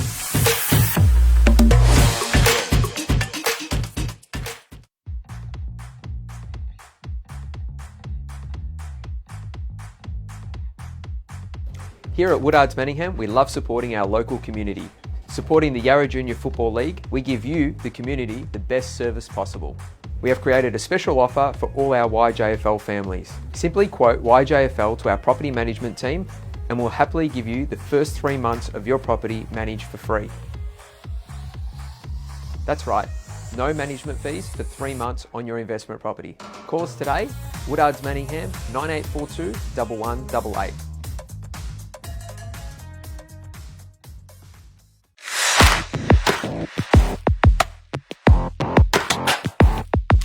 Back to our live coverage of this clash between the Camberwell Sharks and Ivanhoe under 16 ones footy in the YJFL at Bulleen Park. And it's a pretty good contest, this one. Very good skill level from both sides as well. And it's Ivanhoe holding a 9-point advantage, 6-3-39 to Camberwell's 4-6-30. Damien Watson in the commentary chair today. At half-time, I thought it'd be a pertinent time to have a chat to our guest in marketing coordinator at the YJFL, Aidan Paws. Thanks for jumping on. Thanks for having me. Now, just tell us a little bit, firstly, about how you've had to coordinate the competition from a marketing sense this year, given we've come off a 12-month absence ostensibly due to COVID. Has it changed things in a way? Oh, look, it's actually been easier. Okay. People have been so excited for football to come back, and everyone's loved it. So a lot of positivity around the league, which has made my job a lot easier. Yeah. Because everyone loves seeing... everyone loves seeing activity and things going on, and we have the whole streaming and filming this year, which has just added in a whole extra element to our whole marketing landscape, and that's just been a huge positive for the league. What's the response been like in terms of the streaming and that extra coverage now? Really good, really positive. We're so happy. We're so happy the way it's gone, and kids love it, and I was just parents love it too. Don't they? Parents love it too. Probably more so. Probably more so, absolutely. So yeah, we're here. Plenty of good stories. I heard another one. Heard one the past week. A girl finished her game and she went home, and the mum was walking around the house, and she heard some footy commentary coming from one of the girls' bedrooms. She walks up, kind of, what are you doing? She goes, I'm watching my game. I'm watching the game back. Oh, this fantastic! Is great. And then she ended up watching it 4 times and put it on the big projector at home and things like that. And they're the stories we absolutely love. That's it's right. so great to hear things like that. Well, when I was playing junior footy, I'm not sure if it was the same with you, we didn't really have that privilege because aside from maybe the grand final, which was always an exciting thing, that would always be streamed if you made a grand final. But other than that, no one would really ever film your games. No, so never. it's amazing the technology these days. It's so accessible. Yep. And streaming is just coming on in leaps and bounds. And we notice that at the top level as well. I mean, when you think about it, streaming's probably starting to take over things like radio and TV in a way. It absolutely is, yeah. Well, you see with the influx of KO coming on, coming on board I've done now, some work with and it. VFL's a lot of streamed games from VFL level. Same with cricket as well. Cricket, with WBBL and the Sheffield Shield being broadcast over the summer as well. And even the local games, and that's even just local cricket, Premier cricket, Premier cricket type of things that usually wouldn't have the coverage like they do now, which is awesome. People can watch it at any time of day and look back on it and experience in a way that they never have before. Yeah, absolutely. Another question I wanted to ask, because the YJFL, it's an interesting competition in the way it's located geographically, because ultimately you're trying to impress upon the kids in the area to try and play for the local club when you have the competing demands of private school, because it's a highly publicised thing in this area. there's a lot of private school kids. Yep. Demographically, generally speaking, you don't want to generalise. Yep. Can it be difficult to promote and attract young kids to the competition? Oh, look, we do what we can. It's always going to be a big thing that, private schools take a good chunk of players away, and players are always going to probably choose the schooling pathway.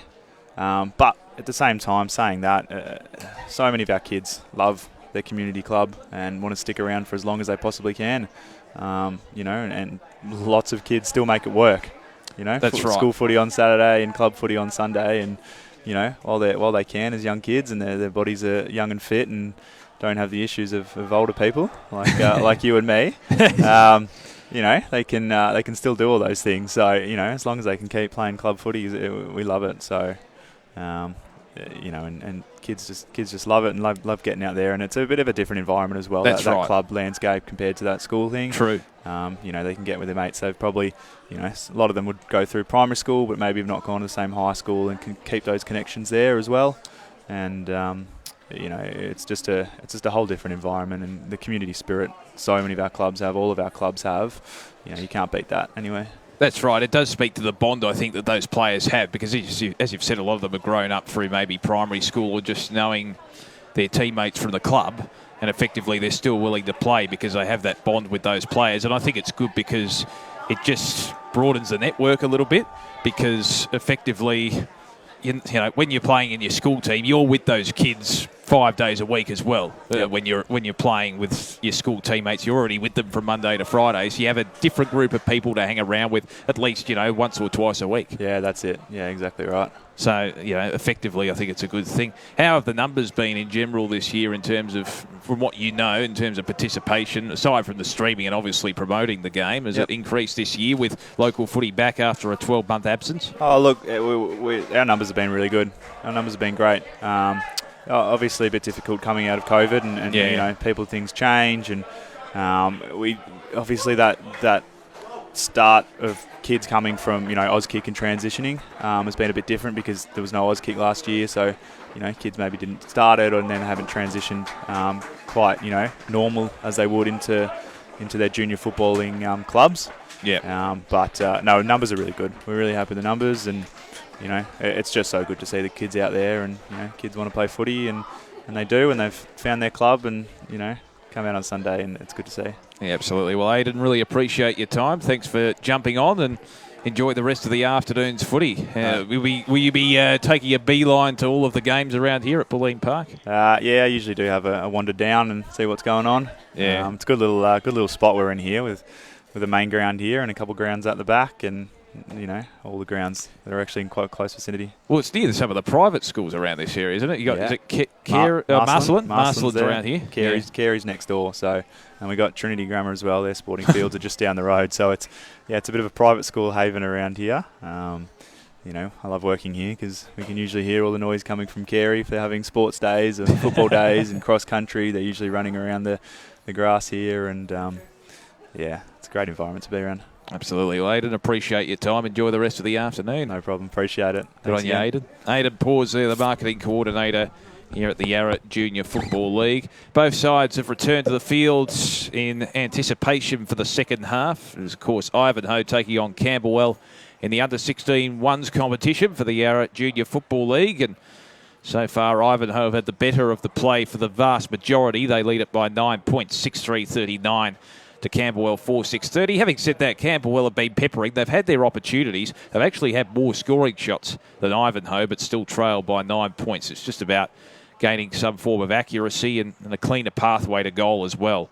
But certainly both sides have been good exponents of kicking efficiency so far, particularly in that first quarter. It was absolutely fantastic to watch the efficiency of the players, and the standard really does lift, doesn't it? From under 15 to under 16, there's a heck of a lot of development there for these players as they obviously increase their skill level and obviously growth as well and their physical makeup. So it is very interesting to watch the standard rise as the players get older. Underway in the second half from Bulleen Park. It's Ivanhoe by 9 points over Camberwell. What can the Sharks muster here in this third quarter? It's Ivanhoe winning the clearance though through the aid of Grogan. Kicks out wide to Banks. Adam Banks Could potentially wheel onto the right foot. Instead, opts off a step to chip the pass short to centre half forward. And the mark's taken by his teammate in Markovski, who wheels onto the right foot, sends a probing ball to the top of the goal square, flying high at the back. Mancini was misjudging it on that occasion. And a good mark on the last side of defence for Camberwell by Elwood, who's been pretty good in that defensive zone. The Sharks. Kick out wide was marked by Hume, who works it towards that position between left half back and also centre wing, and the quick transition of play will fall out the back towards DeRossi. His hand pass back was ill-directed. There's no one really there. It's a 3-on-1 contest in favour of Ivanhoe, and as a consequence, they work it forward. Mark taken by Mantello. Has been very good since pretty much the start of the game. Works it laterally into the middle. McKenzie takes the mark.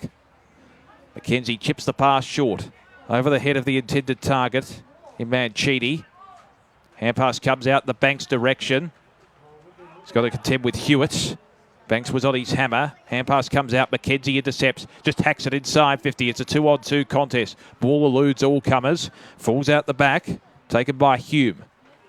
Works it towards right half back. McKenzie was in there. Shark the loose footy. Kicks it inside the 50 in the direction of his teammate in Isaiah. Quick kick out of the pack. Just tipping the pass short. Was looking for Cleary. Ill-directed pass, though, and the mark taken by Hume for the Sharks. His kick is intercepted in turn. So Ivanhoe just retaining control inside that forward half. Locking the ball. It's a congested forward line. That's a good spot up. Almost the mark taken. It almost came off to Siavis.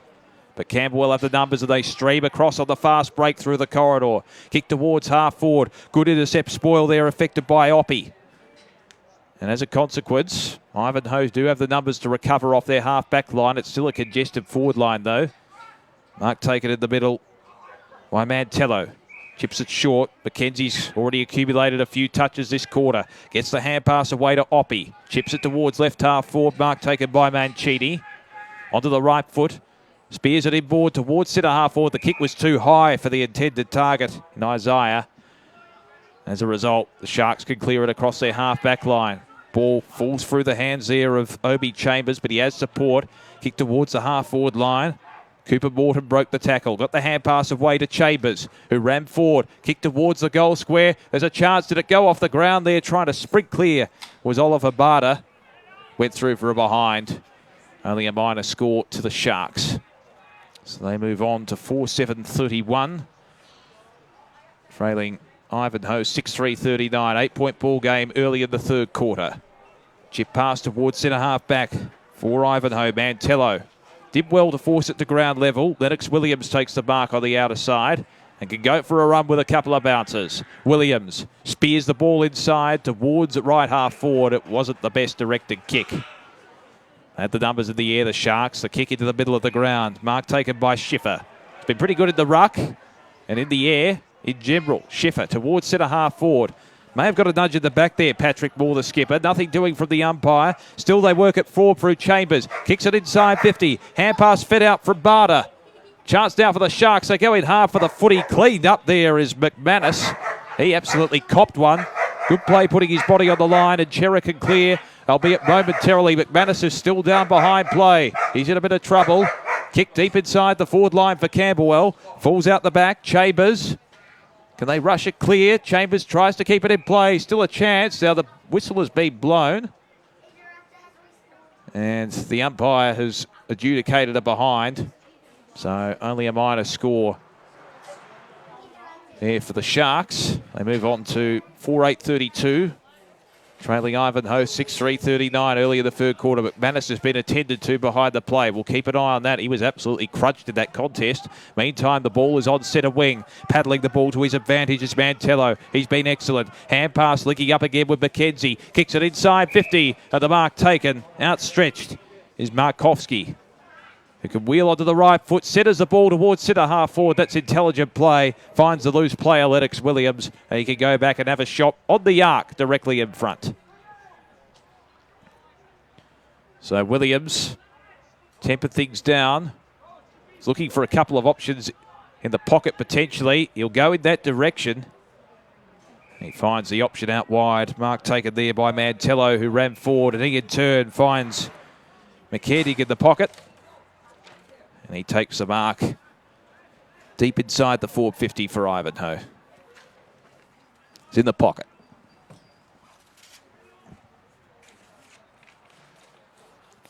So a shot pretty much on the boundary line. It'll drift across the face of goal. And the mark has been taken on the last line of defence. So the Camberwell defence standing up to the onslaught. Good play there from Chambers. Tried to step around the would-be tackler. He did lose possession of the end. Mancini applying the pressure. Chambers gets his kick away, but it's gone out in the full. In fact, Chambers was awaiting the kick. It actually came from Otto Schiffer. And it'll be a penalty free kick going the way of Ivanhoe. The recipient is McKenzie, who's accumulated plenty of the ball in this third quarter. Wheels onto the right foot does McKenzie. It's a high ball. They contest inside the 50. Trying to break away Charlie Hume. Umpire picks out a free kick. It's going the way of the Sharks.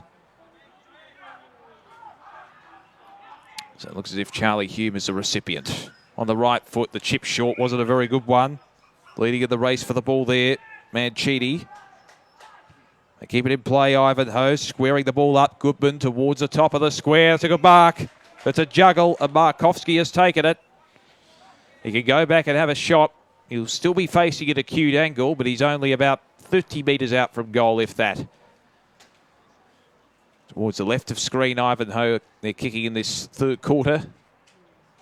It's to extend the margin to 13 points. His kick is across the face to the right. Only a minor score. So 6-4-40 Ivanhoe. Leading Camberwell 4-8-32. It's an 8-point margin here at Bulleen Park in the third quarter. Ball back into play. Mark taken at centre-half back for the Sharks by Bowen Hilton. The vice-captain wheels onto the right foot, looks towards centre wing in the direction of DeRossi. He may get the ball out the back here. DeRossi paddles it to his advantage and onto the right foot. Spearing ball towards centre-half forward. It's a 2-on-2 contest. Ivanhoe have the numbers back. Hand pass comes in the direction of Pickett. It's intercepted. They're still under pressure across that half-back line. Ivanhoe. Pickett regains it at centre-half back. Off a step. Kick ill-directed and well intercepted for the Sharks there by Liam Edwards. Numbers come back into force. Edwards chips into the middle of the ground. Mark taken by Chambers, trying to weave his way around the man on the mark. Spears the ball towards centre-half forward. And a good mark taken there by Matty Mays. He's been pretty good as a link player across that half-forward line today. Off a step, that's a big kick to the top of the square. One-on-free contest in favour of Ivanhoe. Hand pass comes out. They're still under pressure on the last line, but they have the numbers. McManus looks as if he's recovered from that knock. Looks it towards right half forward. Still the numbers with Ivanhoe. Isaiah. They work it out on the outer side, and the mark's been taken by Siavas. So Siavas between right half back and centre wing. Will chip it short. Not the best of kicks.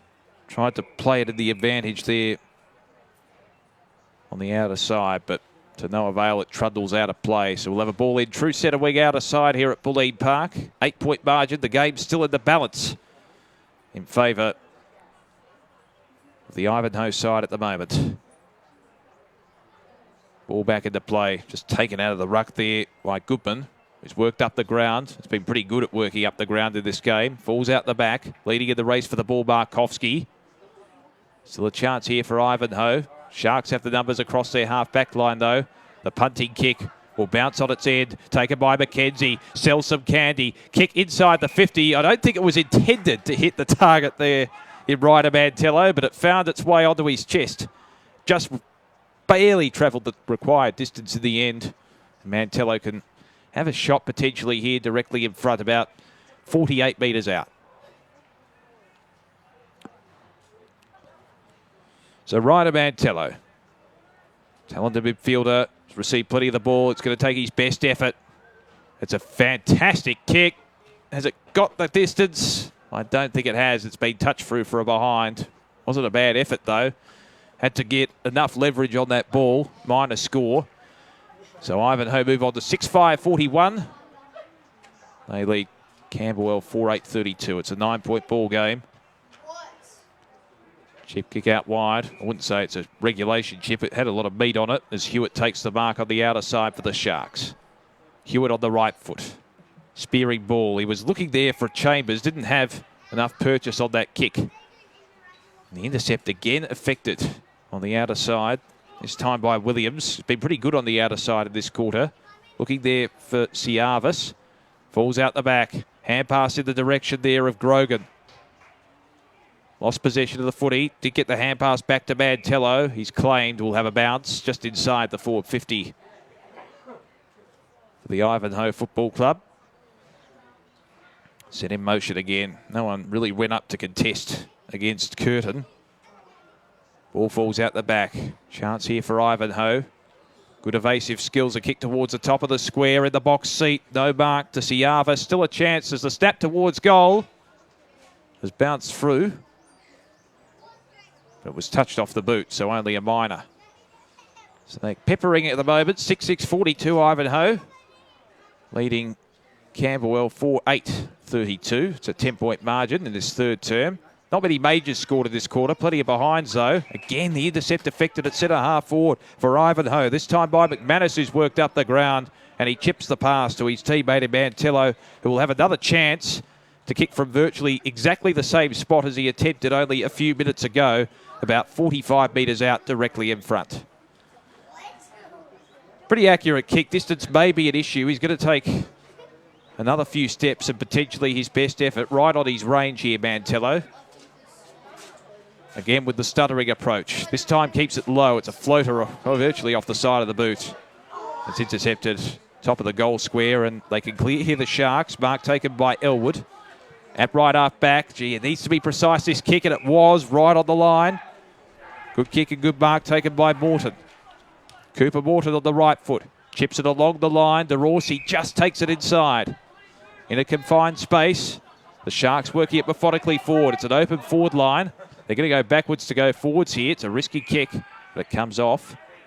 Mark taken there by Mays. Gone back towards the half-back line. Usually hangs around the half-forward line. They switch it laterally and they find space here to Camberwell. The kick on the run there. Unable to take it was Charlie Hume on the slide. Kick out wide. It'll come back, though, for the Sharks. Intercepting there was Hume.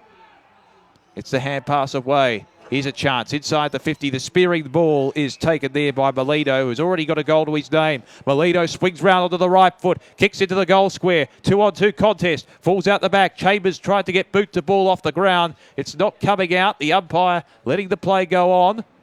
Chambers still in the thick of it, and it's rushed through by McManus. Minor score this time at the other end.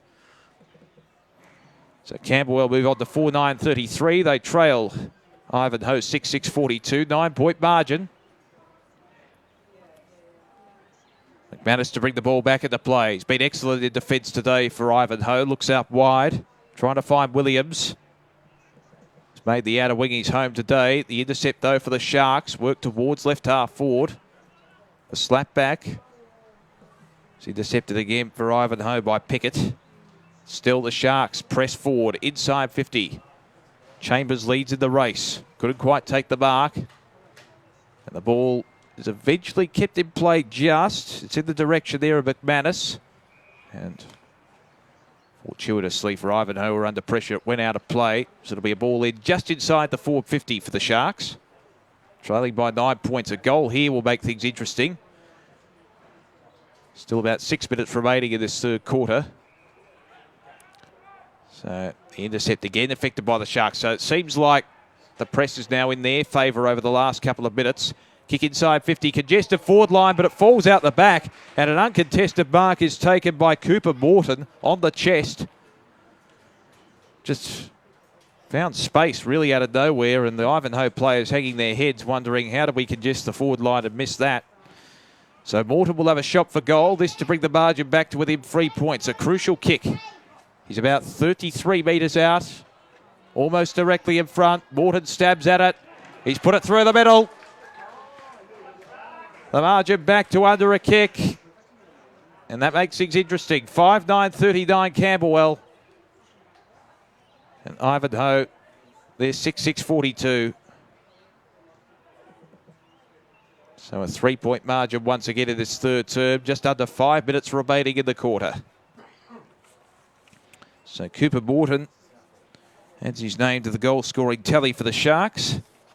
Hope you enjoyed this under-16 ones encounter in the YJFL. 3 points to margin. It's been a good contest. What can the Ivanhoe side do to respond? They do win the clearance, albeit it was through the errors of the Sharks more than anything else. The kick by Cleary was smothered. Working up the ground, he affects the tackle. Slings his player to the ground and will have a bounce. That was Elwood at the bottom of the pack. Ball up just outside the attacking 50 for Ivanhoe. Hand pass comes out here from Chambers. And Ivanhoe have the ball. Cleary snaps around his body. Banks flies high. Couldn't quite hold the mark. As a consequence, it still might be in play, though the umpire has signalled it hit the post on the way through. So a minor score for Ivanhoe, 6-7-43. Leading Camberwell 5-9-39. It's a 4-point margin. Sharks move it clear. In the front spot. That's a good mark held by Elwood at right half back. Been pretty prominent in this game, Elwood. I think he's played a good game, young Isaac. On the right foot. Floating ball. Well, it was unconventional, but it found DeRossi on the chest. They tried to work it out with the hand pass there. May have got themselves into a bit more bother than anticipated. Patrick Moore, the skipper, was around. And the ball falls over the line in front of Sam Chapman. So it'll be a ball in. True centre wing position here at Bulleen Park. Ball back into play. Tap one for the Sharks, and sharking the pack is Moore, the skipper. DeRossi got the hand pass away, but it was intercepted there by Isaiah. For Ivanhoe, it works into the centre of the ground. Running onto the loose ball, Cleary, who's working his way up the ground. Diving on top of the footy there. Mikadig. Now a chance, try to stream away, and well tackled there was Siavas. That was a brilliant tackle because he was streaming towards goal. And as a consequence, it'll be a turnover. Benny Hill, I think, may have been affecting the tackle there for the Sharks. They work it out wide to the outer side. The mark's taken by Obi Chambers, who works up the ground. They stream it through the corridor here, the Sharks. It's a 3-on-3 contest. Flying high, misjudging it there was Barter. Probably went a little too aggressively at that ball, if anything. Ivanhoe have the numbers in their defensive zone, but they're not out of danger just yet because the mark is going to be taken at centre half forward for the Sharks by Hume. Charlie Hume spears it into the pocket. Probably not the best of kicks. The hand pass is affected there by Curtin. And the kick, they just stay in play. It was slapped over the line by McManus. We'll have a ball in deep inside the 450 here for the Sharks, who are pressing. A goal here will give them the lead on the cusp of three-quarter time. Only 2 minutes remaining in the quarter. Ball back into play. A dive on top of the footy. No one can get clear possession. They eventually extricated out here to Ivanhoe. Goodman was in the thick of it. And possession taken by Ben Oppie at half back. He can clear it for Ivanhoe. Just holding up the tempo a little bit. Be content to just hang on the lead to three-quarter time. Oppie a high ball. High flyers contest. Hand pass comes out from Benny Hill. It's on the 50. Banks waiting around the pack. Good tackle affected there by Bowen Hilton of the Sharks. Forces the stoppage. Just over a minute remaining in the quarter. Can Ivanhoe hold on to this lead? Set up what should be a grandstand finish in the last quarter. The Sharks are pressing though. Liam Edwards gets it out. There's a chance here. That's a good tackle affected. Ivanhoe still desperately defending. Quick kick out of the pack. This is coming from Xavier Molino, who's kicked a goal already. This one's well wide of the mark, though, and it just sneaks in for a behind. So a minor score. The Sharks 5-10-40, trailing Ivanhoe 6-7-43. 3-point margin on the cusp of three-quarter time. Players certainly looking fatigued at the moment as the game wears on. McManus to bring the ball back into play for Ivanhoe. It's a 3-point margin at the moment. McManus spears the pass towards right half back. It's a good kick. Well precise. They could well see it out to three-quarter time here. Ivanhoe, they're hanging on grimly to a 3-point lead at the moment. Camberwell certainly did press in that quarter. There's the siren. Three-quarter time, and we're well poised for hopefully what should be a grandstand finish here at Bulleen Park. It's Ivanhoe 6-7-43, leading Camberwell 5-10-40, a three-point ball game as we head into the final term.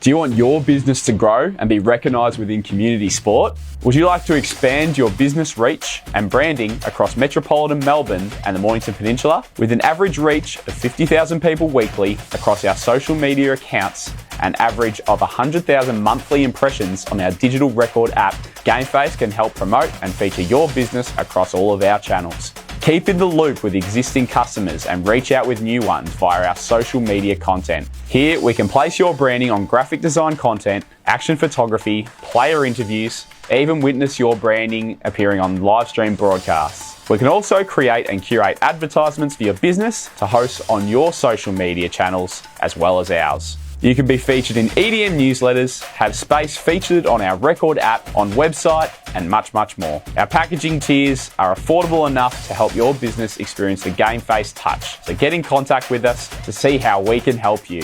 Get your GameFace on.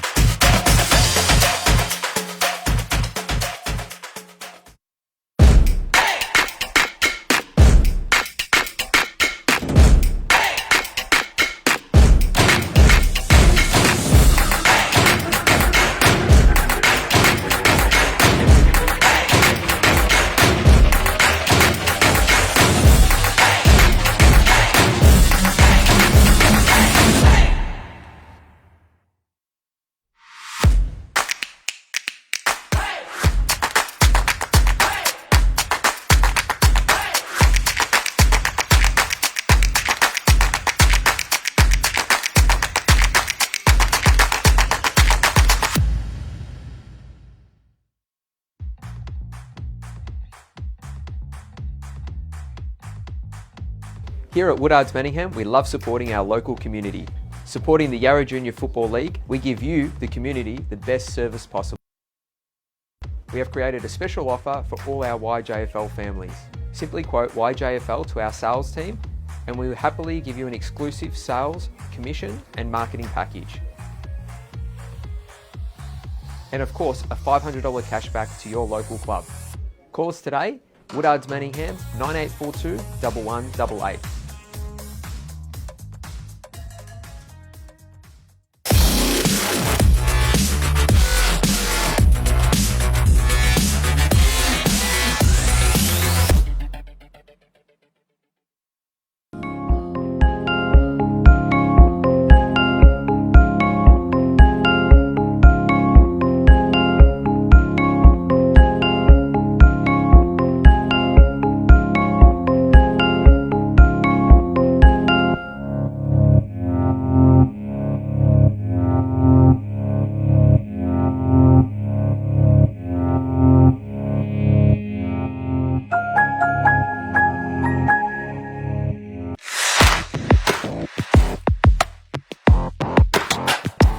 Welcome back to Bulleen Park for our live coverage of this under-16 ones clash in the Yarra Junior Football League between Ivanhoe and Camberwell. It's been an entertaining encounter, this one, and we're set for hopefully a tight finish. It's well poised at the final change. It is the Ivanhoe Footy Club leading 6-7-43 over Camberwell, who pressed forward in that third quarter, 5-10-40, only 3 points the margin. Lovely atmosphere as well on this Mother's Day. Plenty of mothers in the crowd as well, which is fantastic. Can't think of a better way to spend the day than watch the footy. And if they're not, they'll be watching the stream. So they've got every alternative in the book, it's fair to say. It's been a good contest. Ivanhoe leading by 3 points. They've had a few standout players as well. Just from a goal-scoring perspective, Patrick Cleary has been good deep in that forward line. Trent McManus, to me, has been the standout in defence. He has been superb, thwarting every available attack that seems to come forward from Camberwell. He's been filling the hole, taking the intercept marks, but Camberwell certainly did lift in that third quarter. just gaining some meterage on the scoreboard.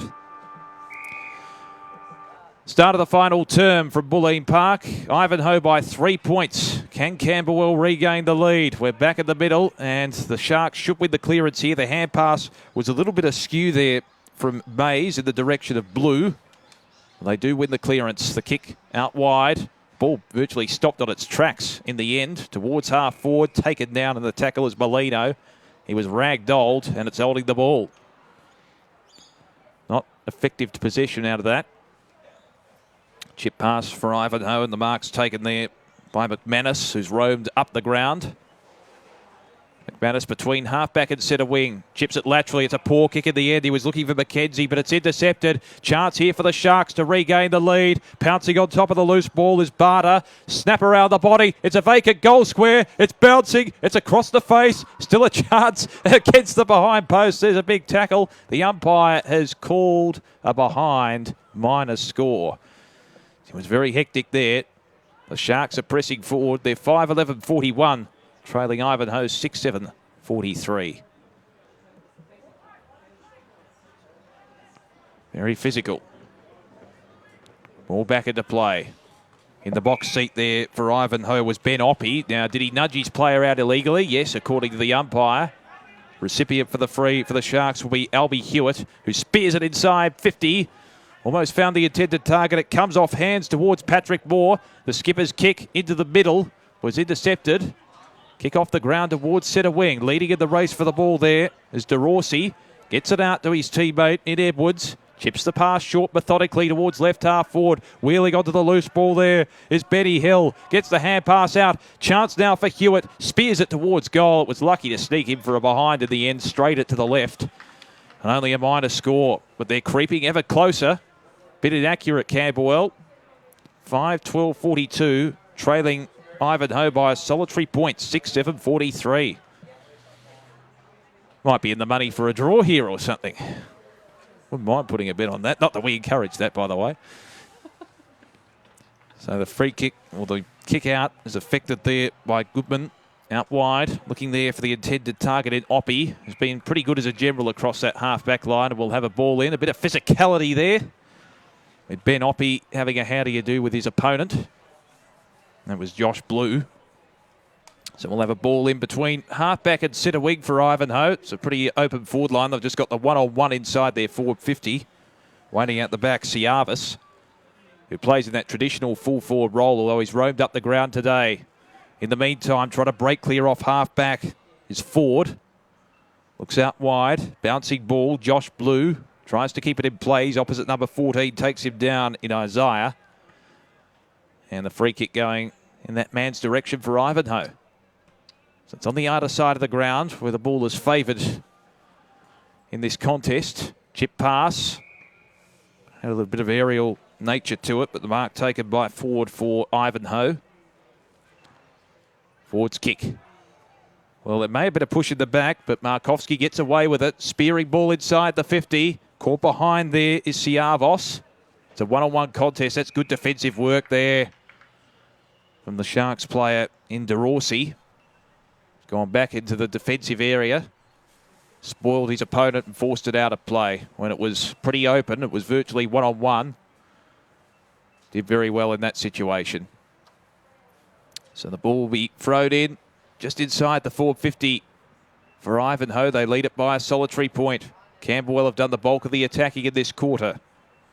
Elwood, twisting, turning, just hacks it on the boot. Camberwell have the numbers across their half-forward line. Here's a chance. Hacking ball inside 50. Well intercepted there by DeRossi. Takes the mark deep in the defensive zone. Chips the pass short. It's a precise kick. Finds Matty Mays. They've got some open territory on centre wing. Mays chips the pass. Looking there for Morton. He was spoiled. Ivanhoe now with the numbers. Hand pass in the direction there of Mantello, who's had a pretty good game. Kick towards centre half forward, trying to stream forward Markovski. He's taken down to the tackle, holding the ball. It'll be a Sharks free kick, and the recipient looks as if it'll be Paddy Moore, the captain. So Moore, the leader for Camberwell, has a little bit of a limp on him, but it won't deter him from kicking the ball. Chips it short. And the Sharks can work it through the corridor. High ball towards centre wing. Good mark. Utilising his height, Benny Hill can wheel onto the right foot. Hill's kick inside the 50. Will bounce in the direction there of Melito. Just went without it on that occasion. There's still a chance. Falls in the arms of Hilton. The vice-captain works it forward. But it's all Ivanhoe on the last line of defence. They can clear it out wide. Oh, it's a good mark. Outstretched arms, McManus. Kicks it high. Ball on the outer side of the ground. Applying the pressure there for Ivanhoe is Isaiah. Banks is waiting out the back. Kick off the ground. Leading in the race for the ball, Cleary. But the Sharks bring the numbers back. Chapman is taken down in the tackle. We'll have another stoppage. So 1 point ball game. Already had a kick after the siren determined the previous game, the curtain raiser to this one in the under-15s. I wonder if we'll get a replication in this game. Camberwell involved there too, and they won that encounter earlier on in the under-15s. So will history repeat itself? We'll have a ball in again, out of the boundary throw in. The ball went straight over the line in front of the interchange bench. Or the stewards area, I guess. Ball back into play once again. It falls out the back of the contest. Overrunning the ball is Hilton, who applies the tackle as well. It's a gang tackle. We'll have another bounce. Bit of a stalemate at the moment. I'm sure the game will open up in the final few minutes, particularly if the game is on the line with the side leading by less than a kick, depending on who's in front, of course. There's a lot of scrimmages here. This will be another stoppage. That ball's not coming out. No one can extricate it from the pack. Ivanhoe by a solitary point. They've led for the majority of this game. Can Camberwell steal it from their grasp? Good ragdoll tackle, trying to break away from the pack there is Hume for the Sharks. It's in the middle of the ground. Possessed there by Manchini. Hand pass comes out in the direction of Chapman. He's taken to ground. And that's holding the ball. It's a very good tackle affected, utilising his big frame there, Charlie Hume, for the Sharks. Hume chips it out wide. Work it methodically forward. Mark taken by Elwood. It's worked up the ground. High ball towards right half forward. Poised and flying high at the back there was Chambers. Couldn't quite hold the mark. It falls to ground. Chambers again going in and under. He's taken to ground. That ball is not coming out. We'll have another bounce. 65 out from the Sharks goal. They trail by a point. They've been pretty inaccurate. 5 goals, 12. Their opponent, 6 goals, 7. Banks will lead in the race and pounce on the loose footy here for Ivanhoe. Gives a quick give off to Isaiah. Ivanhoe streamed forward on the outer side. Cleary was in the pack. Good tackle affected there by Markovski. Ball bouncing in the direction there of Hume. And on the outer side of the ground, they can't keep the ball in. We'll have a throw in. True centre wing position outer side here at Bulleen Park. A lot of lovely, well-manicured fields here with the private schools in the area. Got Marcelin, Trinity Grammar, Carey Grammar, all next door. Banks trying to pick the ball up. The ball falls out of play in front of Isaiah. There's probably about 6 different fields in this one vicinity or one complex at Bulleen. Got the Veneto Club nearby, which is where the old WNBL team used to play back in the day, the Bulleen Boomers. They became the Melbourne Boomers. Banks affected the kick. And the opponent, and as a consequence, it went out the full. So it'll be a penalty free kick for Ivanhoe on the outer side. McKenzie will be the recipient. He looks laterally inboard with the switch, finds Lennox Williams, who's occupied that outer wing position for much of the game. Williams goes backwards to go forwards. Finds his teammate in Pickett. Onto the right foot. Kick towards the opposite wing. That's a good mark. Uncontested at the end. Goodman wheels onto the left foot. He was good early on the scoreboard. He's kicked towards centre half forward. Almost held there for Ivanhoe by McManus, who's roamed forward out of defence. Still a chance here. Hand pass comes out in the direction of Mikadug. Gets the hand pass out. Markovski. Chip pass. Intercepted. The Sharks have the numbers across their half-back line, though. Ivanhoe with the numbers at centre wing, which is where the kick favours. Leading in the race for the ball. That's good play in the end there from Pickett. His kick, though, was intercepted by Elwood. Across that half-back line, he's been resolute for the Sharks. Hand pass comes out to the vice-captain in Hilton. Looks into the middle of the ground. Again, just a number of intercepts in this game. Some error-riddled kicks. That's a good mark. It was 1 on 4, and it's taken by the one in Mikadig. Chips the pass. Was looking there for his intended target in Chapman. Taken down to the tackle there is Mantello. He'll receive the free kick for a high one. So Mantello, spearing ball inside 50. This is a crucial stage of the game. Spoil affected. The Sharks defence need to stand up here. Racing onto the loose ball, Grogan spears the ball long to the top of the goal square. Big fly at the back. Unable to take it, McKenzie. Still a chance deep in the forward pocket. And the ball's out of play. McKenzie trying to go for the screamer. He did affect the tackle, which forced the stoppage out of play. So it'll be a ball in deep inside the 450 for Ivanhoe. They lead it by a solitary point. Ticked over the halfway mark of this last quarter. Hand pass comes back for the Sharks by Chambers.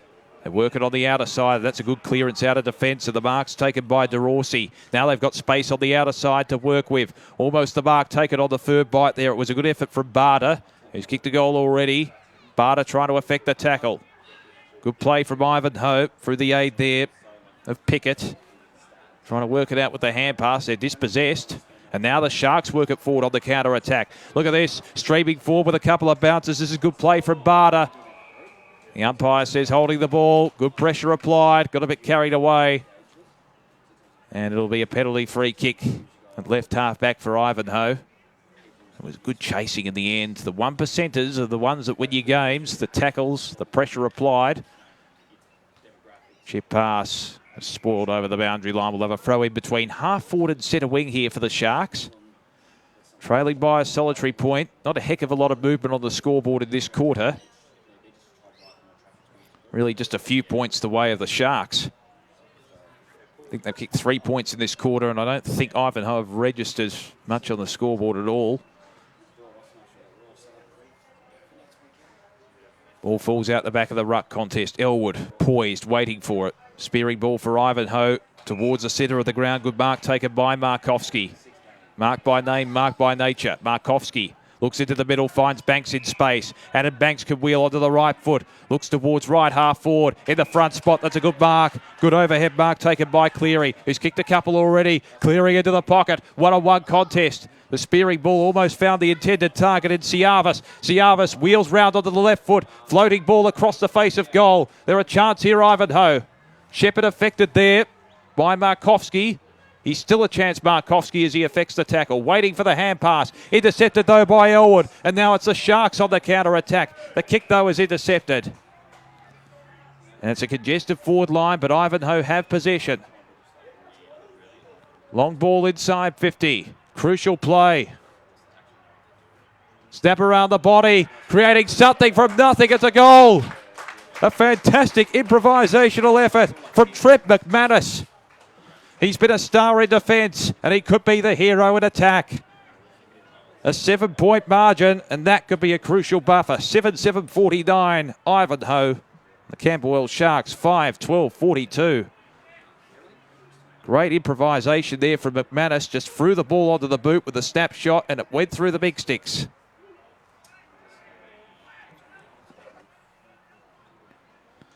So all of a sudden a handy buffer. The game by no means over though. We've still got over 6 minutes remaining and only 7 points to the margin. Back in the middle. What can the Sharks muster here? Can they win the clearance? No, it goes through the aid of Ivanhoe through Isaiah. They work it forward. Hand pass comes to Williams. On the outer wing, looks in the direction of Manchini, who'll pick up the loose ball. He's got pressure applied from his opponent in Chapman, who forces it to ground, and that ball's not coming out. We'll have a stoppage. 60 out from the Ivanhoe goal. You would think, with the context of the game being played, that a goal to Ivanhoe here could almost seal it. Campbell will get the next one. It's game on, no question about that. And they'll affect the intercept here through Liam Edwards at centre half back. Chips it out wide. They've got to hit their targets here. Chapman leading in the race for the ball in terms of the tackle, but it's Ivanhoe Mancini working it forward for the hand pass, but it's intercepted in the end by Young, and Hill working it forward. And the ball tumbles out of play in front of Ford for the Ivanhoe side. They have a ball in virtually in the true centre wing position out of side. Ball back into play. Tap one for the Sharks here by Schiffer. Kick towards half forward, but it's intercepted. The Ivanhoe defence has been very good, but as I say that, a smother affected by Chambers, who kicks it inside 50. Crucial play here for the Sharks. They need a goal. Swinging round, good defence from Goodman, who's worked into defence after playing the first half up forward primarily. They can hold on to the footy here through Isaiah. Chips it out wide at left half back. Content to run the clock down. We've got under 5 minutes remaining. Ivanhoe lead it by 7 points. Long ball from McManus, who kicked what could be the decisive goal. Looks out wide, Cleary's moved up the ground, roaming in that area. Kick out wide towards the outer wing is over the line in front of Mancini. Will have a ball in. 7-7 to 5-12. Margin 7 points in favour of Ivanhoe here at Bulleen Park.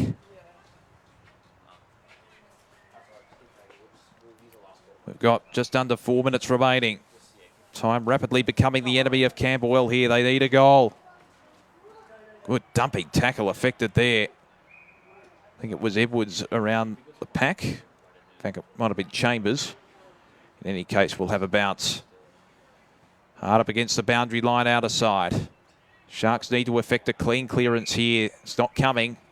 We'll have a ball in. True centre wing out of side as the sunlight fades here into the mist on this wintry Sunday afternoon at Bulleen Park. Tap one on at the back.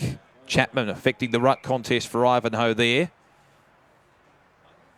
And they'll be content with this. Ivanhoe just slowing the tempo down, holding the play up as time ticks away.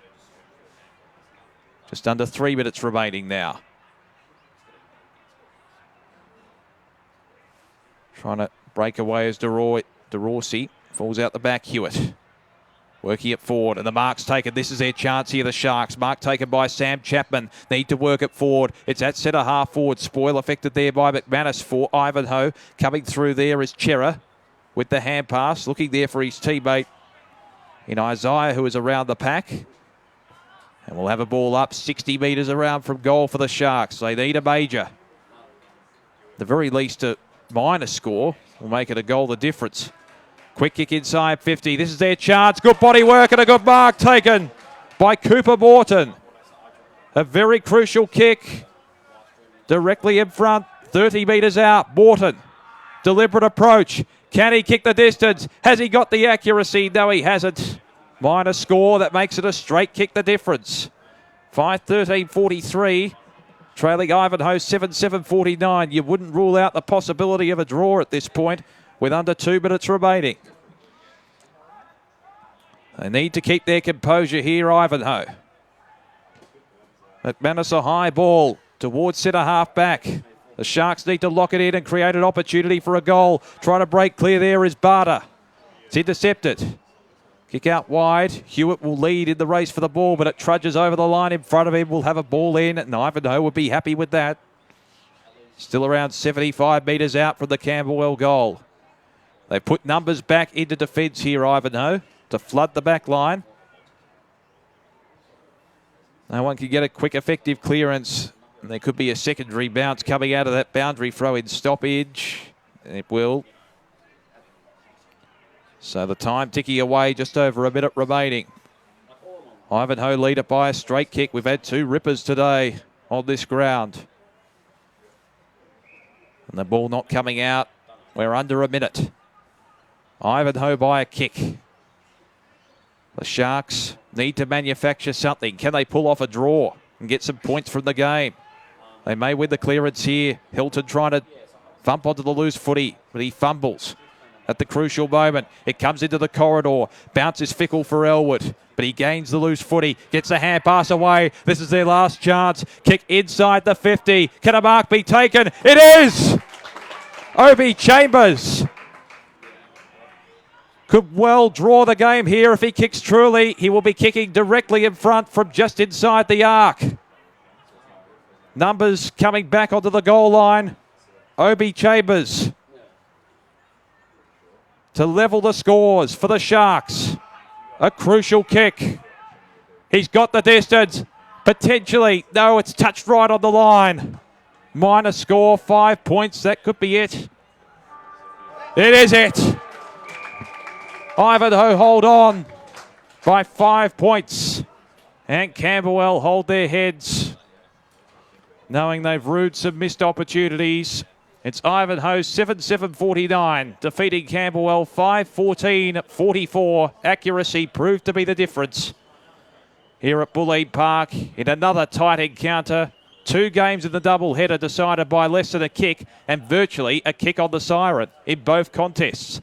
So Ivanhoe victorious today by 5 points over the Camberwell Sharks in this under-16 ones encounter in the Yarra Junior Football League. Hope you enjoyed the coverage. Damien Watson signing off.